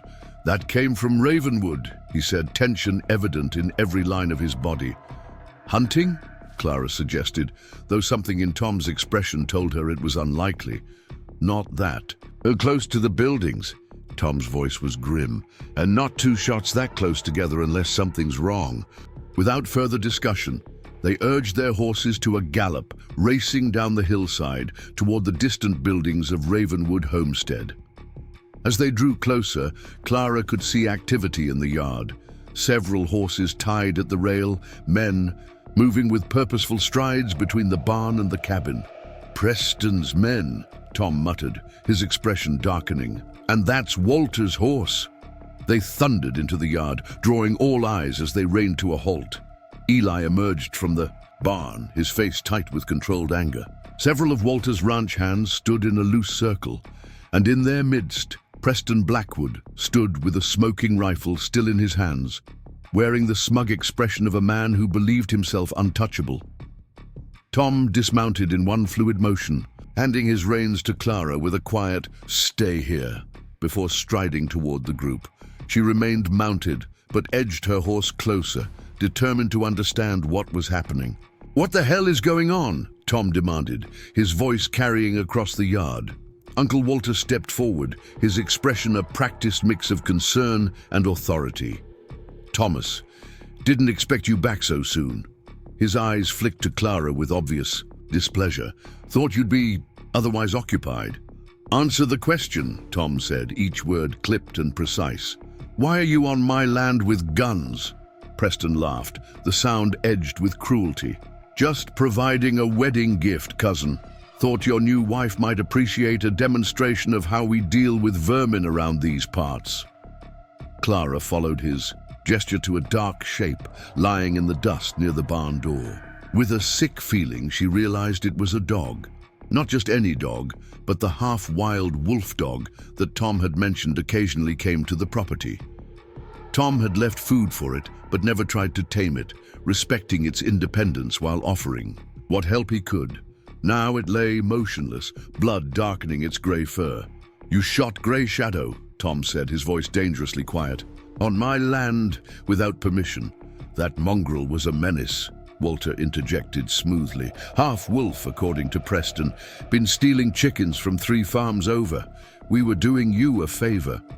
Clara watched Tom's hands clench into fists, then deliberately relax, a man fighting for control. That dog never took anything that wasn't freely given. She was gentle, smart, kept the coyotes away from the chickens. "It was a wild animal," Preston scoffed. "Just like your Indian friends, dangerous, unpredictable." "The only dangerous thing I see here is a fool with a gun," Tom replied, his gaze never leaving Preston's face. "Get off my land, all of you, now." Walter stepped closer, lowering his voice, though Clara could still hear him clearly in the tense silence. "Now, Thomas, don't overreact. The boy made a mistake, that's all. We came looking for you when you didn't return last night, worried. Something might have happened. Worried or disappointed your chivalry didn't go as planned?" Tom asked coldly. "Eli told me all about Preston's little welcome party." Walter had the grace to look uncomfortable. "Traditional celebration, nothing more. But when we found only Eli here, naturally we were concerned. Then this wolf creature appeared, and your son shot it for sport," Tom finished, without waiting to see if it posed any threat. Preston shrugged, unrepentant. "It looked at me wrong." Clara could remain silent no longer. She dismounted and moved to Tom's side, ignoring his earlier instruction to stay back. "Mr. Blackwood," she addressed Walter directly, her voice steady despite her anger. "Your concern for our welfare is noted if misplaced. As you can see, we are perfectly fine. Now, I believe my husband asked you to leave our property." Walter's eyes narrowed at her intervention. "Mrs. Blackwood, how good of you to join this conversation between men. This conversation concerns my home and a creature under our protection," Clara replied evenly.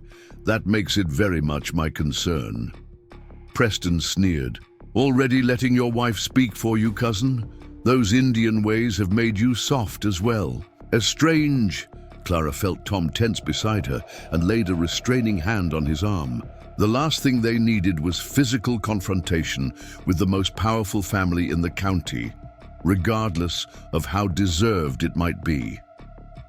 "My husband is showing remarkable restraint," she said, her voice carrying to all the assembled men. "A quality that speaks to his strength, not weakness. In civilized society, shooting another man's animals without cause would be grounds for serious consequences." "Civilized society?" Preston repeated mockingly. "This ain't Boston, lady. Out here, we deal with threats directly." "Is that what you tell yourself?" Clara asked, genuine curiosity in her tone. that killing an animal minding its own business on someone else's land was dealing with a threat? I wonder what other actions you justify with such transparent excuses. Preston's face darkened with anger, but before he could respond, Walter stepped between them. Enough.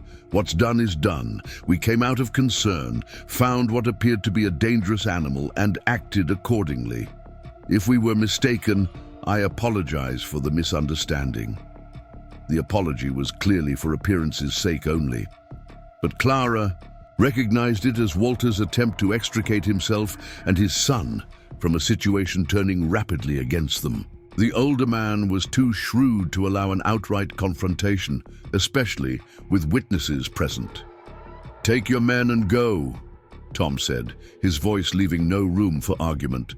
"And understand this, the next time anyone from Blackwood Ranch sets foot on my property without explicit invitation, I won't be so understanding." Walter held Tom's gaze for a long moment, then nodded curtly. "Preston, mount up, we're leaving." As his son began to protest, Walter cut him off with a sharp gesture. "Now!" The ranch hands, clearly uncomfortable with the entire situation, were already moving toward their horses.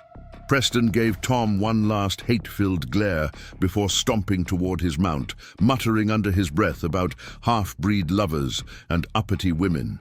As the unwelcome visitors prepared to depart, Clara moved to where Grey Shadow lay in the dust.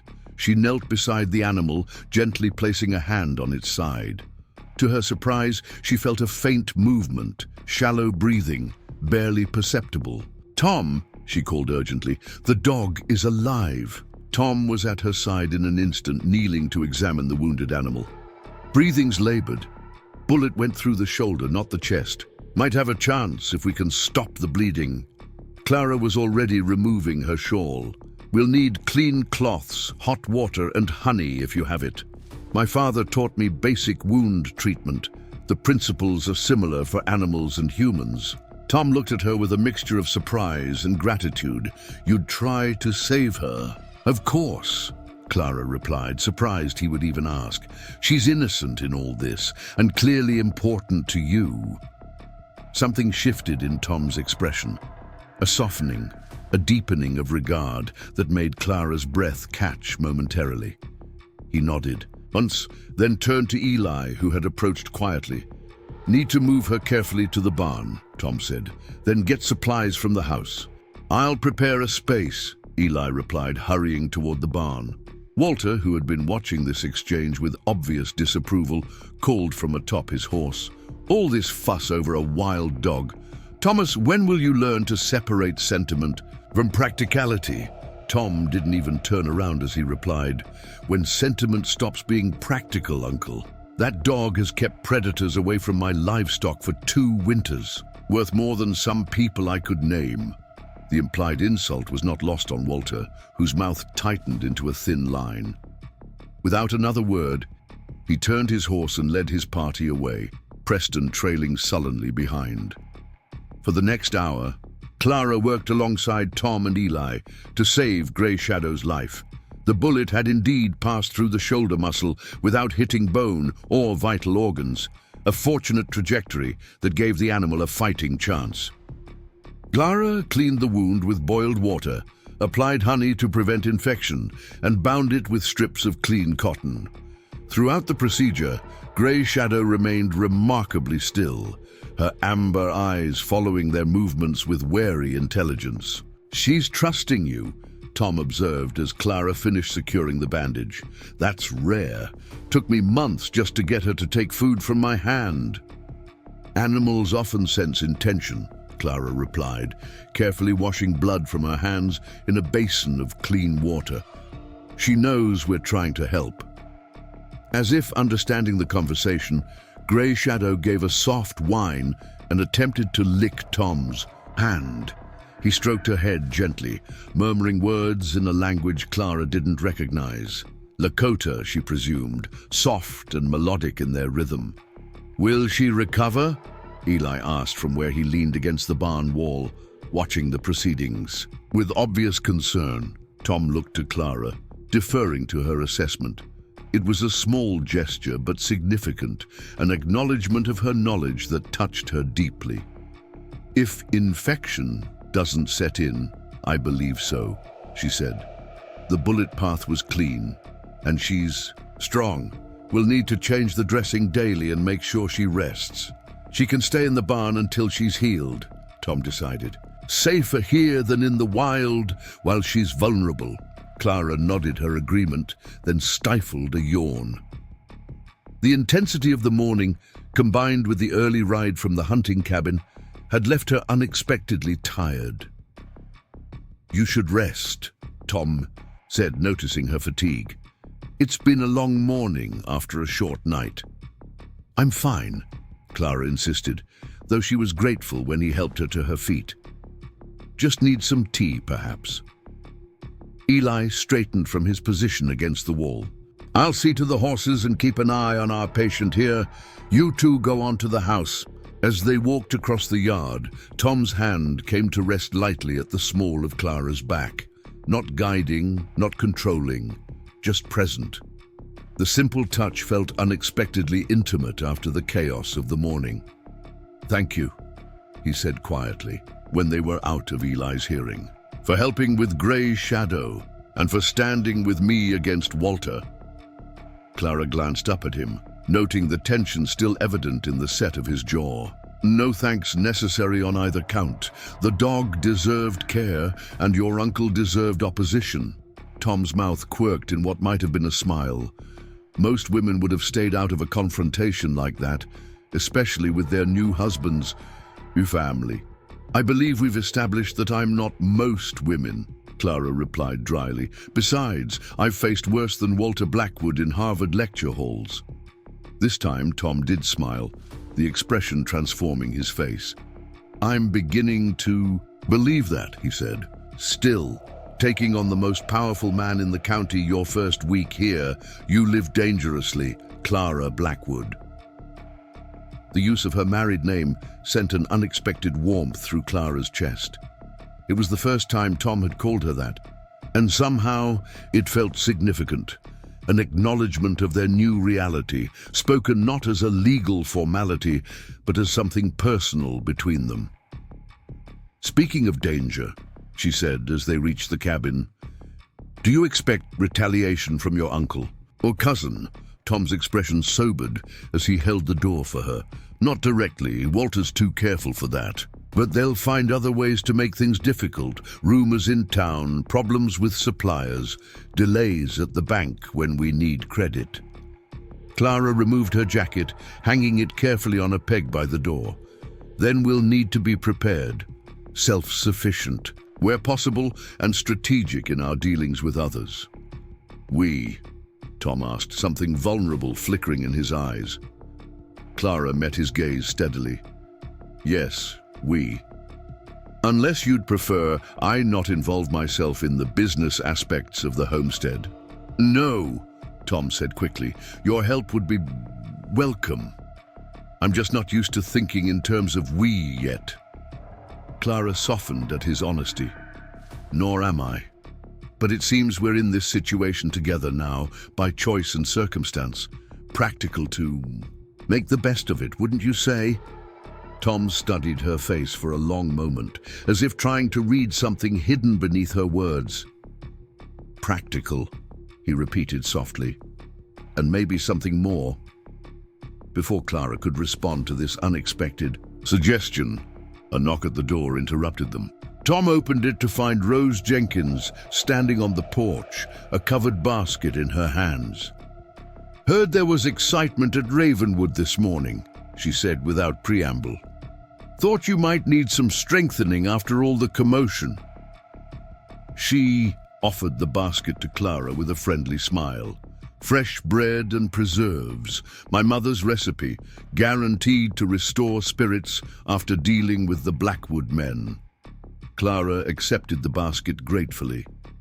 News travels fast. "Saw Walter and his party riding back to town looking like they'd sucked lemons," Rose explained, stepping inside at Clara's invitation.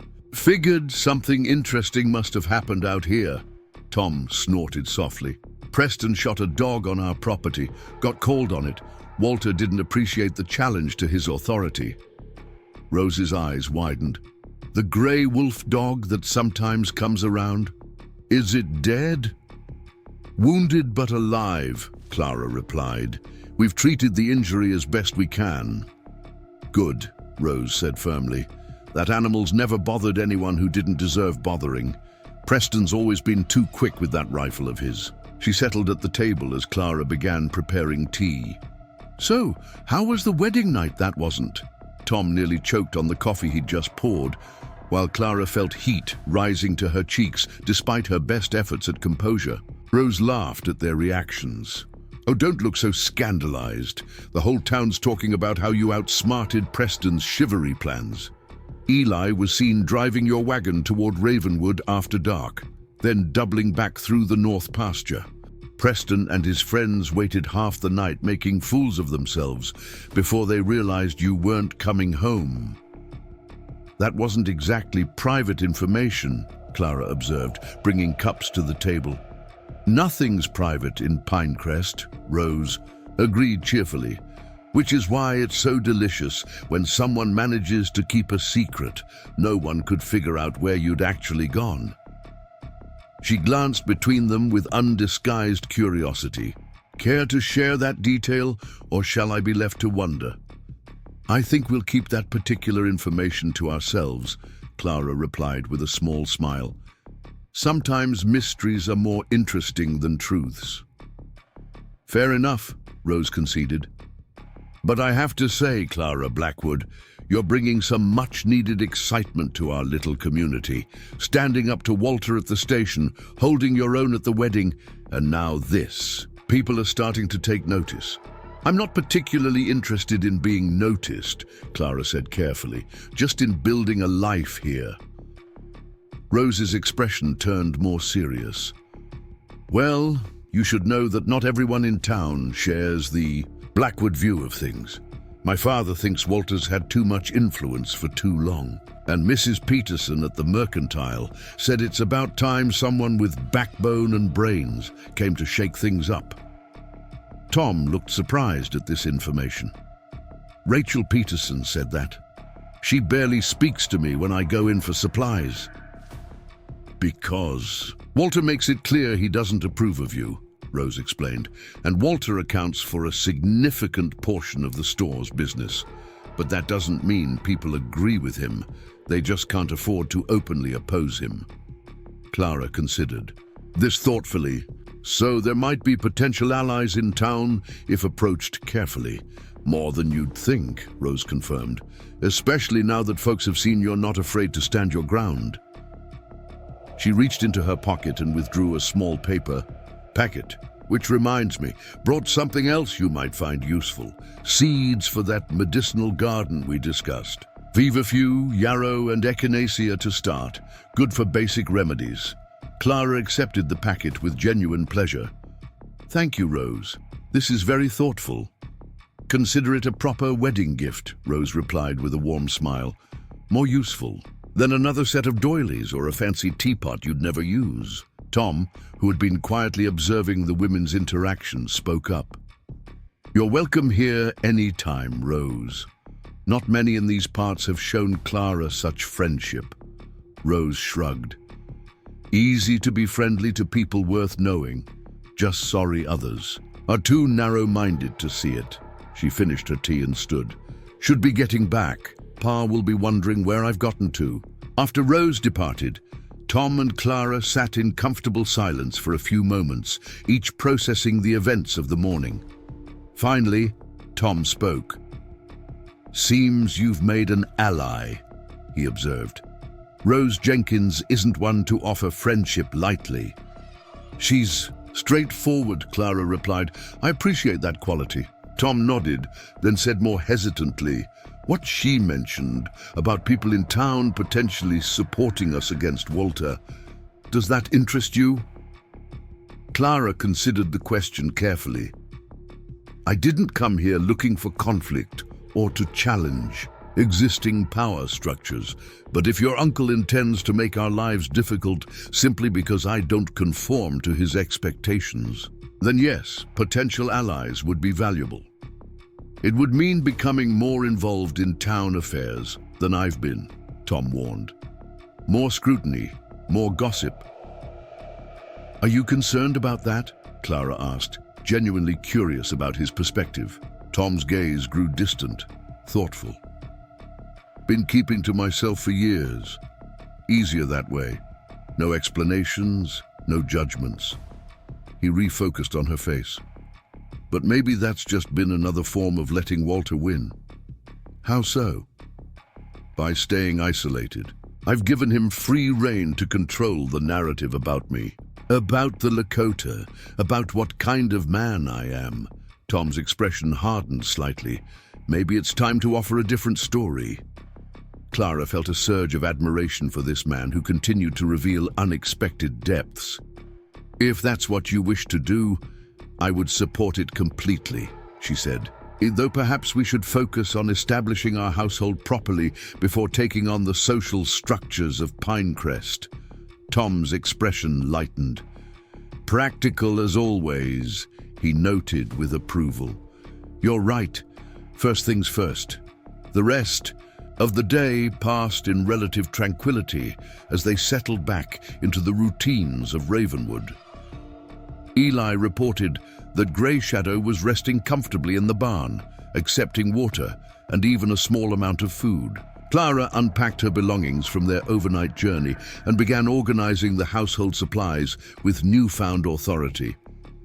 Tom tended to necessary farm tasks, checking fences and livestock with his usual quiet efficiency. By evening, the chaos of the morning seemed distant, replaced by a growing sense of normalcy that surprised Clara with its comfort. This was her home now. These routines, her daily life. What had begun as a practical arrangement born of necessity was gradually transforming into something that felt unexpectedly right. As twilight descended, Clara stood on the porch watching. The sunset painted the western sky in shades of gold and crimson.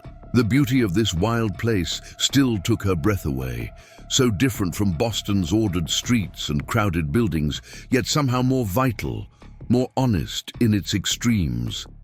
She heard Tom's footsteps before she saw him, a quiet rhythm she was already learning to recognize. He joined her at the porch railing, not speaking at first, simply sharing the moment of natural splendor. "Does it ever stop being beautiful?" she asked softly. Tom shook his head. "Never. Changes with the seasons, with the weather, with the time of day, but never stops being worth watching." Clara glanced at his profile, struck by how the fading light softened his features, highlighting the quiet strength rather than the hardship that had shaped him. "The Lakota taught you to see it this way?" "They helped," Tom acknowledged, "but I think I always saw it. They just gave me words to express what I was seeing. A framework to understand the connection." "Connection to what?" Tom gestured toward the darkening landscape. "To all of it. The land, the sky, the creatures that share this place with us. The Lakota believe everything is related, bound together in ways most white people have forgotten how to see." Clara considered this thoughtfully. "My father would have appreciated that perspective. He studied plant life and always said that proper understanding required seeing both the individual specimen and its relationship to everything around it. Context matters as much as detail." "Smart man," Tom said. The Lakota would say he remembered what others had forgotten. Their conversation paused as the last sliver of sun disappeared below the horizon, leaving a luminous afterglow that gradually deepened toward true evening. The first stars appeared overhead, bright points in the darkening. Blue. "I checked on Grey Shadow before coming up," Tom said after a while. "She's doing better than I expected. Your treatment seems to be working." Clara smiled, pleased by the news. "Good. She deserves a chance to heal, though I wonder if she'll stay once she's recovered. Wild things rarely choose captivity, even when it offers safety." Tom gave her a searching look. "Is that how you see yourself, a wild thing in captivity?" The question caught Clara off guard with its perception. I wouldn't have put it quite that way. But there's truth in it, Tom pressed gently. You've given up freedom for security, Boston for Dakota Territory, independence for marriage. Clara turned to face him fully. Have I? Given up independence, I mean? You've shown no interest in controlling my actions or decisions since I arrived. Never would, Tom said simply. Freedom to choose matters. The Lakota taught me that too. Then perhaps I'm not in captivity after all, Clara suggested, just in a different territory with different constraints and possibilities than before. Tom nodded slowly. Constraints and possibilities. Good way to put it.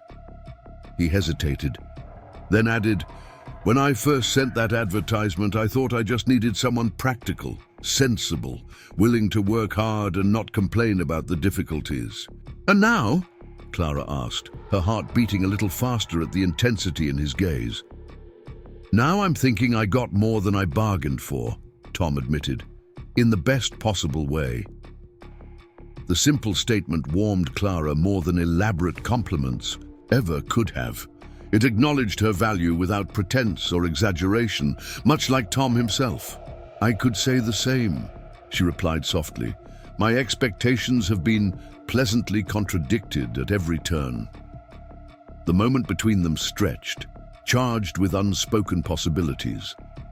Then, with gentle deliberation, Tom reached out and took her hand in his, a simple gesture but one that carried weight after the events of the past few days. Thank you, he said quietly, for choosing to stay, for helping with Grey Shadow, for standing beside me today. Clara's fingers tightened around his. You make it easy to stand beside you, Tom Blackwood. You treat me as an equal, not an accessory or a convenience.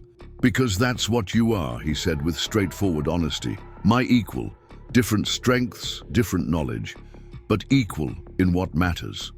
In the gathering darkness, with stars multiplying overhead and night sounds beginning to fill the air, Clara felt something fundamental shift between them, not a dramatic transformation, but a quiet recognition of possibility. What had begun as a pragmatic bargain was becoming something neither of them had anticipated, a genuine partnership, based on mutual respect and growing affection. The days that followed settled into a rhythm that felt increasingly natural, as Clara and Tom established patterns of shared work and responsibility. Mornings began with breakfast, often with Eli joining them, followed by discussion of the day's tasks. Tom tended the livestock and fields, Clara managed the household and garden, and both contributed their skills where needed without rigid divisions of labor. Grey Shadow continued to heal, gaining strength daily. Clara changed the dressing regularly, pleased to see healthy pink tissue forming as the wound closed. The wolf dog's initial wariness had given way to cautious trust, allowing Clara to tend her without resistance. Tom watched these interactions with evident pleasure, clearly touched by the bond forming between his wife and the wild creature he had befriended. A week after the wedding, as Clara was preparing the midday meal, she heard the sound of an approaching wagon. Setting aside the bread dough she'd been kneading, she wiped her hands and stepped onto the porch, shading her eyes against the bright noon sun. The vehicle coming up the drive was unfamiliar, newer and more polished than most local farm wagons, drawn by a well-matched pair of bay horses. As it drew nearer, Clara recognized the driver as Reverend Harris, accompanied by his wife and, surprisingly, Rachel Peterson from the Mercantile. Tom emerged from the barn, clearly as puzzled by these unexpected visitors as Clara herself. He crossed the yard to stand beside her on the porch, his expression guarded. "Reverend," he called, as the wagon halted. "This is unexpected." Reverend Harris nodded stiffly as he helped the women down from the seat. "Mr. Blackwood, Mrs. Blackwood, we hope we're not intruding." "Not at all," Clara replied with more warmth than she felt, curiosity overcoming her initial caution. "Please come inside. I was just preparing lunch. You're welcome to join us." Mrs. Harris, a small woman with a permanently worried expression, clutched a covered basket nervously. "We've brought some preserves and fresh bread," she offered, "as a belated wedding gift." "That's very kind," Clara said, genuinely surprised by the gesture. "Please, come in." Inside the cabin, an awkward silence fell as the visitors settled at the table. Clara served coffee while Tom leaned against the doorframe, clearly uncertain about this social call from people who had previously shown little interest in friendly relations. "I'll be direct, Mr. Blackwood," Reverend Harris finally said, setting down his cup. "We've come to apologize." Tom's eyebrows rose slightly. "Apologize? For what exactly?" The Reverend cleared his throat uncomfortably.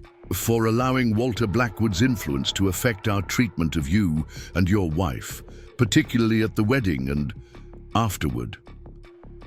Clara glanced at Tom, seeing her own surprise mirrored in his expression.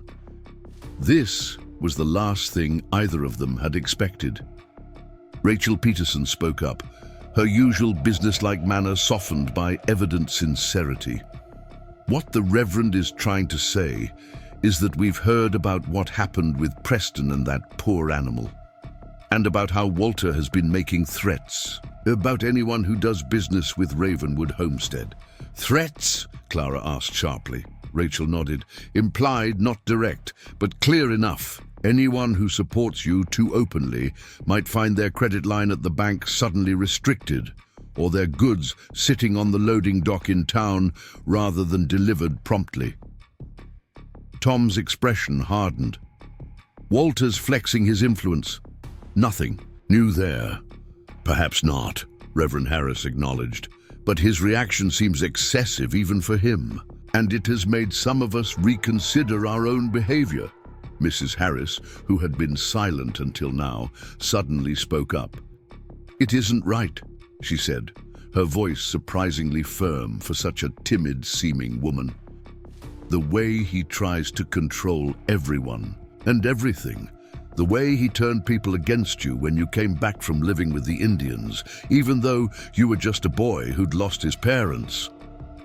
Tom stared at her, clearly startled by this unexpected defense from the Reverend's usually silent wife. "We should have shown more Christian charity," Reverend Harris admitted. "Instead, we allowed ourselves to be guided by prejudice and fear of Walter's disapproval." "And now?" Clara asked, watching them carefully. "What's changed?" Rachel straightened in her chair. "What's changed is that some of us have decided enough is enough. Walter Blackwood isn't the only one with influence in this community. My store supplies half the households in the county. The Reverend here ministers to everyone's spiritual needs, and there are others who feel the same way." "Others like who?" Tom asked, his tone suggesting he wasn't entirely convinced by this sudden show of support. "Dr. Fleming, for one," Mrs. Harris offered. "He says he's treated both settlers and Indians, and good people come in all colors. And Mr. Jenkins has been saying for years that Walter has too much power at the bank." Clara exchanged a glance with Tom, remembering Rose's suggestion that not everyone in town shared the Blackwood view of things. It seemed she had been right. "We're not asking you to lead some revolt against Walter," Rachel clarified, reading their expressions accurately. "Just to know that if you choose to be more present in town affairs, you won't stand alone." Tom pushed away from the doorframe, moving to sit beside Clara at the table. "Why now?" he asked directly. "What made this the moment to speak up after years of saying nothing?" Reverend Harris had the grace to look ashamed. "Partly your marriage," he admitted. "Mrs. Blackwood's dignity in the face of rudeness at the wedding was convicting, and partly Preston's actions on your property, shooting an animal that posed no threat, then boasting about it in town as if it were some great achievement." He shook his head in disgust. It revealed a meanness of spirit that many found disturbing. including my customers," Rachel added practically.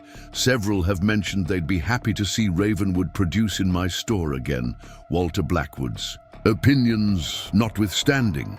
Clara felt Tom's hand find hers under the table, a subtle gesture of shared surprise and cautious hope. This unexpected alliance could change their position in the community significantly if it was genuine and not simply a temporary reaction to Preston's latest misbehavior. "We appreciate your visit," she said carefully, "and your support. But I hope you understand if we proceed cautiously. Trust takes time to build." "Of course," Rachel agreed immediately. "We haven't earned your confidence yet, but perhaps this is a start." After their visitors departed, Tom and Clara stood on the porch, watching the wagon disappear down the long drive, both still processing the unexpected turn of events. "Do you think they're sincere?" Clara asked finally. Tom considered the question with his usual thoroughness. Reverend Harris was uncomfortable but honest. "His wife surprised me. Never heard her speak so directly before, and Rachel Peterson is too practical to make enemies without good reason." He shrugged slightly. "Sincere, yes. Committed long-term? That remains to be seen." Clara nodded her agreement. "Still, it's a significant change from the reception I received just a week ago." "You impressed them," Tom said simply. "Standing your ground with dignity, rather than matching rudeness with rudeness. Same quality that drew me to your letters originally?" Clara glanced at him, curious. "What specifically in my letters caught your attention? You never said." Tom's expression softened with memory. "The way you wrote about difficulties. No self-pity, no dramatics, just clear-eyed assessment and determination to move forward. Reminded me of my Lakota grandmother. She faced hardship the same way." "That's high praise indeed," Clara said softly, touched by the comparison. "She would have liked you," Tom continued, a rare wistfulness entering his voice. "Said the strongest. Women were like rivers, yielding when necessary, persistent when blocked, quietly reshaping the world around them without noise or violence." Clara smiled at the beautiful imagery. "She sounds like a wise woman." "She was," Tom agreed. "Taught me to value certain qualities above others.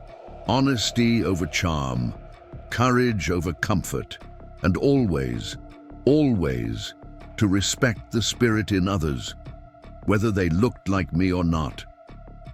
As they stood together in the clear spring light, Clara felt a deepening appreciation for the complex man beside her. Tom Blackwood was neither the simple frontiersman she had initially imagined, nor the half-wild outsider his uncle portrayed him to be. He was something far more, rare and valuable, a man who had absorbed the best of two worlds and forged his own path with quiet integrity. And somehow, against all odds, their paths had converged here on this remote homestead, where practical necessity had brought them together, but something else entirely was keeping them there. Something Clara hardly dared name yet, but which grew, stronger with each passing day. That evening, after Eli had gone to his own cabin and the day's work was complete, Clara sat at the table, reviewing the homestead's financial ledgers by lamplight. Tom's record-keeping was meticulous but basic, tracking income and expenses without analysis of patterns or projections for future needs. "Your uncle was right about one thing," she observed as Tom entered from checking on Grey Shadow. "Ravenwood could benefit from better access to markets. Your cattle prices are well below what they should be, given the quality." Tom pulled out a chair across from her. "Walter controls the local buyers. Only way around him is to drive the herd to Fort Pierre ourselves, and that requires more hands than we have." Clara tapped her pencil thoughtfully against the page. "What? About forming a cooperative with other small ranchers? Jenkins, Miller, the Petersons, they all raise cattle too, correct? Together you might have enough animals and hands to make the longer drive worthwhile." Tom looked surprised, then thoughtful. "Never considered that. Walter's always played us against each other. offering slightly better terms to one than another, keeping everyone competing rather than cooperating. Divide and conquer, Clara nodded. Classic tactic of those who fear genuine competition. But if our visitors today are any indication, there might be growing willingness to consider alternatives. Tom leaned forward, intrigued by the possibility. Would need someone to organize it, someone who understands numbers and can explain the benefits clearly. Someone like me, perhaps, Clara suggested, a hint of challenge in her smile. Tom studied her face in the warm lamplight. You'd want to take that on? Organizing a group of hard-headed ranchers who've never cooperated on anything? I grew up mediating between equally stubborn academics, Clara reminded him. Men with fragile egos and rigid views of their own importance. Ranchers might actually be refreshing by comparison. At least they understand practical necessity. A slow smile spread across Tom's face, transforming his usually reserved expression into something that made Clara's heart beat faster. You continue to surprise me, Clara Blackwood. Good, she replied, enjoying his reaction.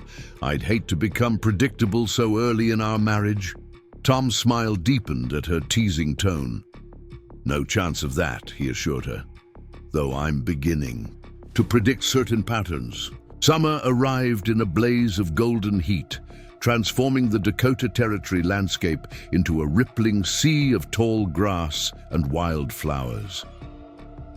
2 months had passed since the wedding, bringing changes to Ravenwood Homestead that went far beyond the turning of seasons. The vegetable garden flourished under Clara's attentive care, rows of corn, beans, and potatoes promising abundant harvests by autumn.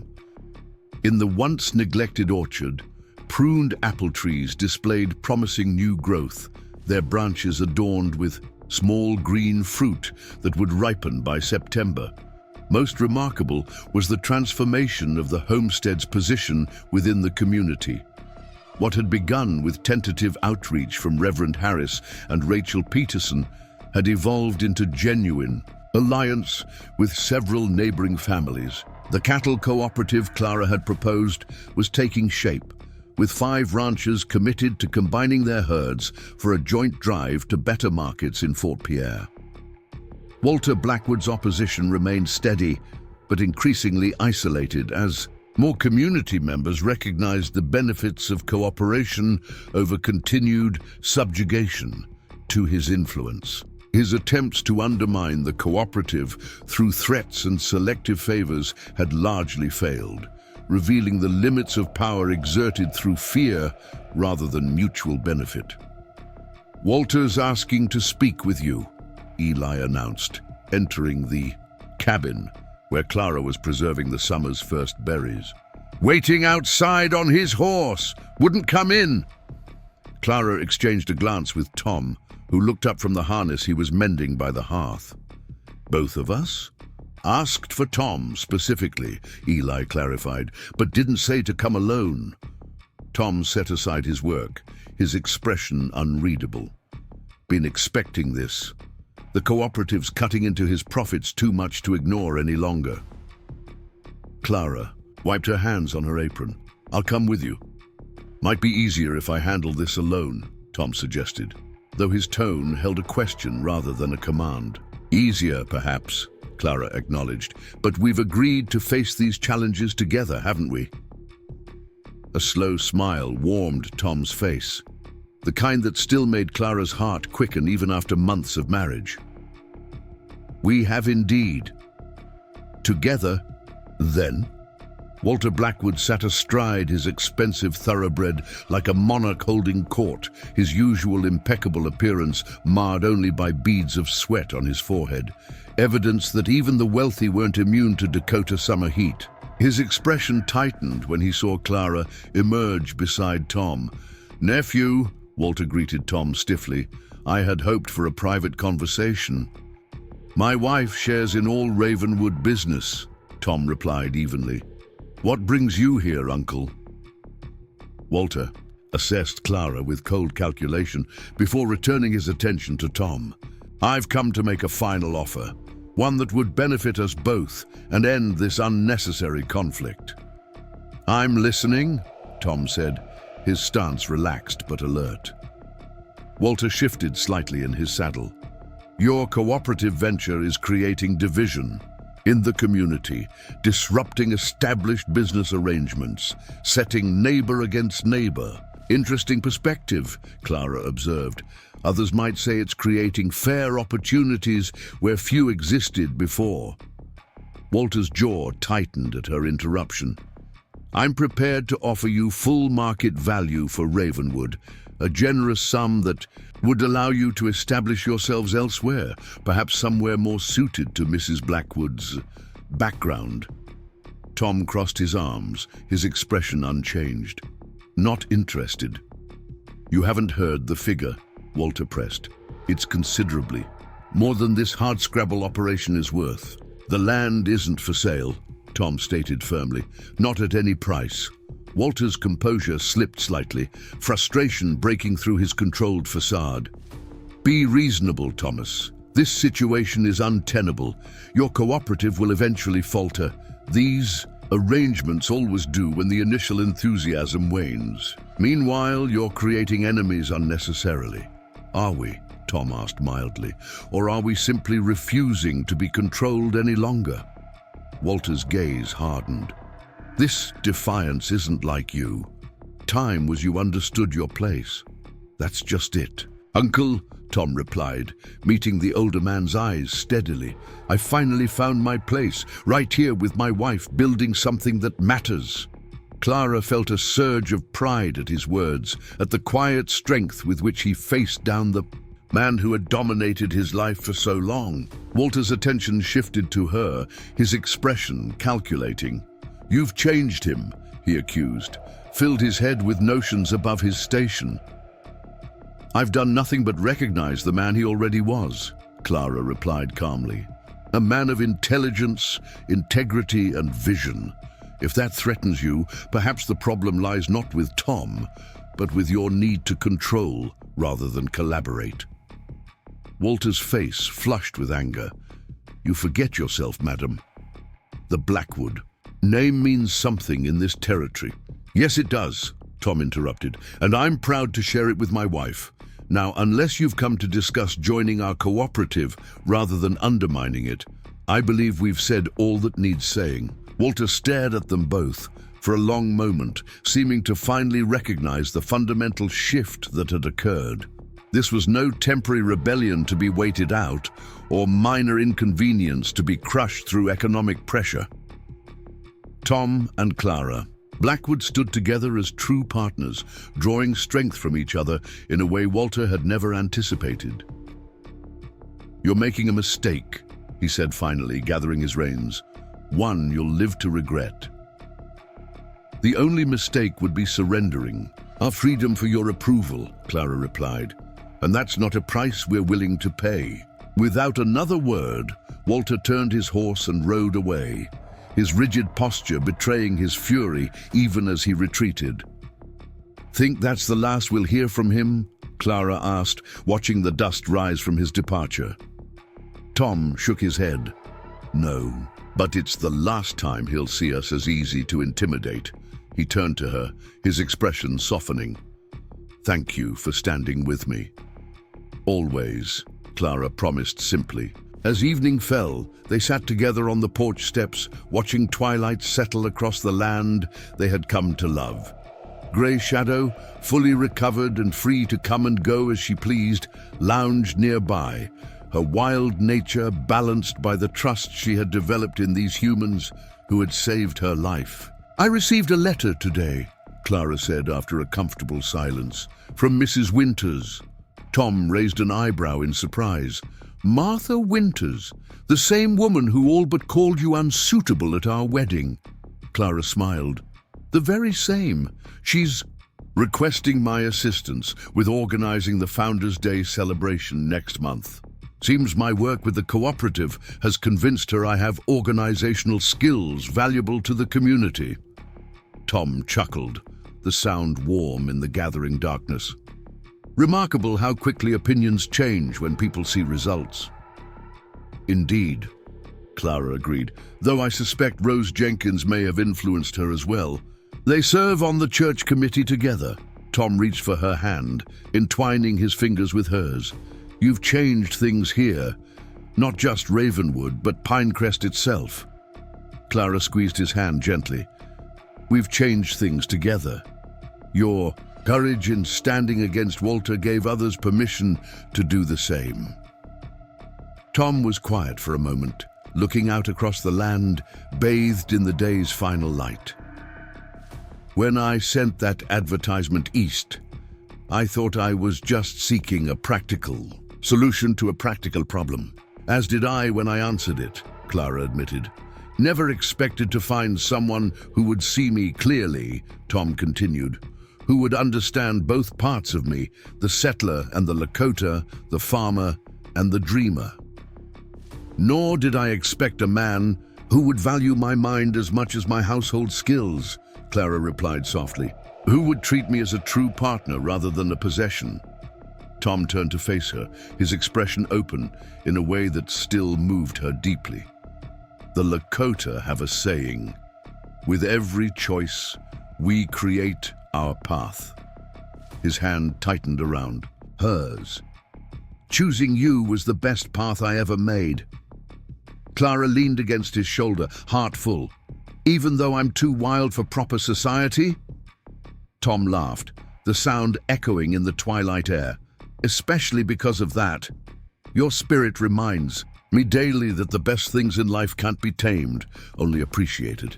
As night fell completely, stars appearing like scattered diamonds across the vast Dakota sky, Clara reflected on the remarkable journey that had brought her to this place.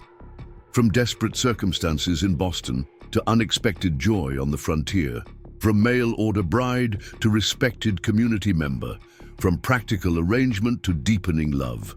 Some might call it luck or coincidence, this finding of kindred spirits across such distance and difference. But Clara preferred to see it as recognition. One free spirit acknowledging another, one strong heart finding its match. In this wild land that demanded both strength and flexibility, they had discovered something precious, the rare gift of being truly seen and valued for exactly who they were. Grey shadow rose from her resting place, stretching lazily before disappearing into the darkness, wild and free, yet choosing to return to the home where she had found healing and acceptance. Clara smiled at the parallel to her own journey. Sometimes the wildest choice was not to flee, but to stay, to build something lasting with someone who recognized your true nature and cherished it. As Tom's arms circled her shoulders in the gathering night, Clara knew with certainty that their story was just beginning, and whatever challenges lay ahead, they would face them as they had faced Walter, side by side, stronger together than either could be alone. Up next, you've got two more. Standout stories right on your screen. If this one hit the mark, you won't want to pass these up. Just click and check them out. Is that an orchard? Tom followed her gaze to the overgrown tangle of apple trees planted by the homestead's previous owner and neglected since his passing. Was once. Haven't had time to tend it properly. A pity, Clara said, and something in her voice suggested she saw potential where he had seen only another unfinished task. They descended toward the homestead, the horses picking up pace as they sensed the proximity of their stable. As they drew closer, Tom noticed Clara's hands were tightly clasped in her lap, the only visible sign of any nervousness. It's not much compared to Boston, he said, suddenly self-conscious about the modest property. Clara shook her head. It's honest. That's worth more than grandeur built on false pretenses. When they reached the yard, Eli emerged from the barn, wiping his hands on a rag. He approached the wagon with an easy smile that faltered slightly when he caught sight of Clara's refined appearance. You must be the famous Miss Donovan, he said, recovering quickly. Eli Waters. I help Tom keep this place running when he's busy communing with nature. Clara accepted his offered hand, shaking it firmly. A pleasure, Mr. Waters, and please call me Clara. "Only if you call me Eli," he replied with a grin. "No need for formalities out here." Tom jumped down from the wagon and came around to help Clara, but again she descended without assistance, handling her skirts with practiced efficiency. Eli raised an eyebrow at Tom behind her back, clearly impressed. "Let me show you inside," Tom said, suddenly eager to see her reaction to the home he'd built with his own hands. "Eli, would you mind seeing to the horses?" "Already on it," Eli said, taking the reins. "Welcome to Ravenwood, Clara. Hope you find it suits you." Clara nodded her thanks and followed Tom toward the cabin. Up close, the structure revealed itself to be larger than it had appeared from a distance. A main room with a stone fireplace, a lean-to kitchen addition, and what appeared to be 2 separate bedrooms added to the back.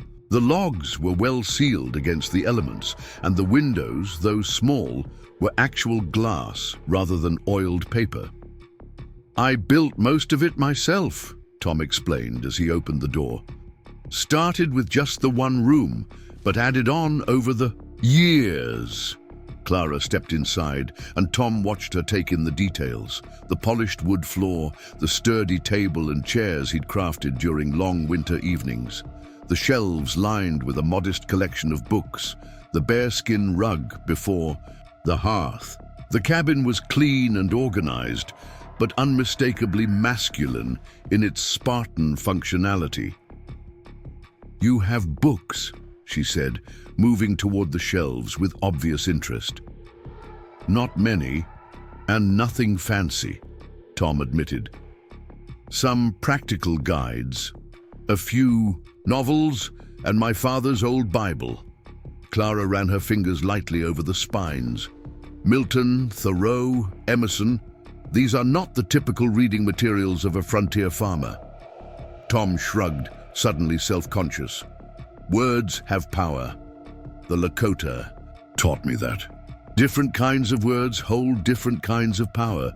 And which power do you prefer?" Clara asked, pulling out a well-worn copy of Thoreau's Walden. "Depends on what needs doing," Tom replied honestly. "Some days you need practical knowledge. Other days you need the kind of wisdom that reminds you why the practical matters in the first place." Clara returned the book to its place with careful hands. "A balanced approach. My father would have approved." She turned to survey the rest of the cabin. "Where will I be sleeping until the wedding?" The question, so direct and practical, caught Tom off guard. "I've prepared the small bedroom for you," he said, gesturing to a door at the back of the main room. "It's not much, but it's private. I'll be staying with Eli in the bunkhouse until we're properly married." Clara nodded her approval. "Thank you. That's most considerate."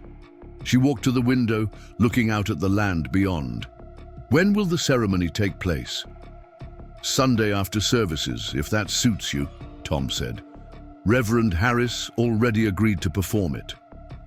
"The same reverend who greeted me with such obvious disapproval?" Clara asked, a hint of dry humor in her voice. Tom winced. "Only reverend we've got in these parts. Unless you'd prefer a justice of the peace." Clara seemed to consider this for a moment before shaking her head. "No, the reverend will do. Better to begin as we mean to go on, facing what comes directly rather than avoiding it." There was something in her words that suggested she'd faced her share of adversity, and not always by choice. Tom found himself wanting to know what had shaped this unusual woman, what had given her that steel beneath her proper exterior.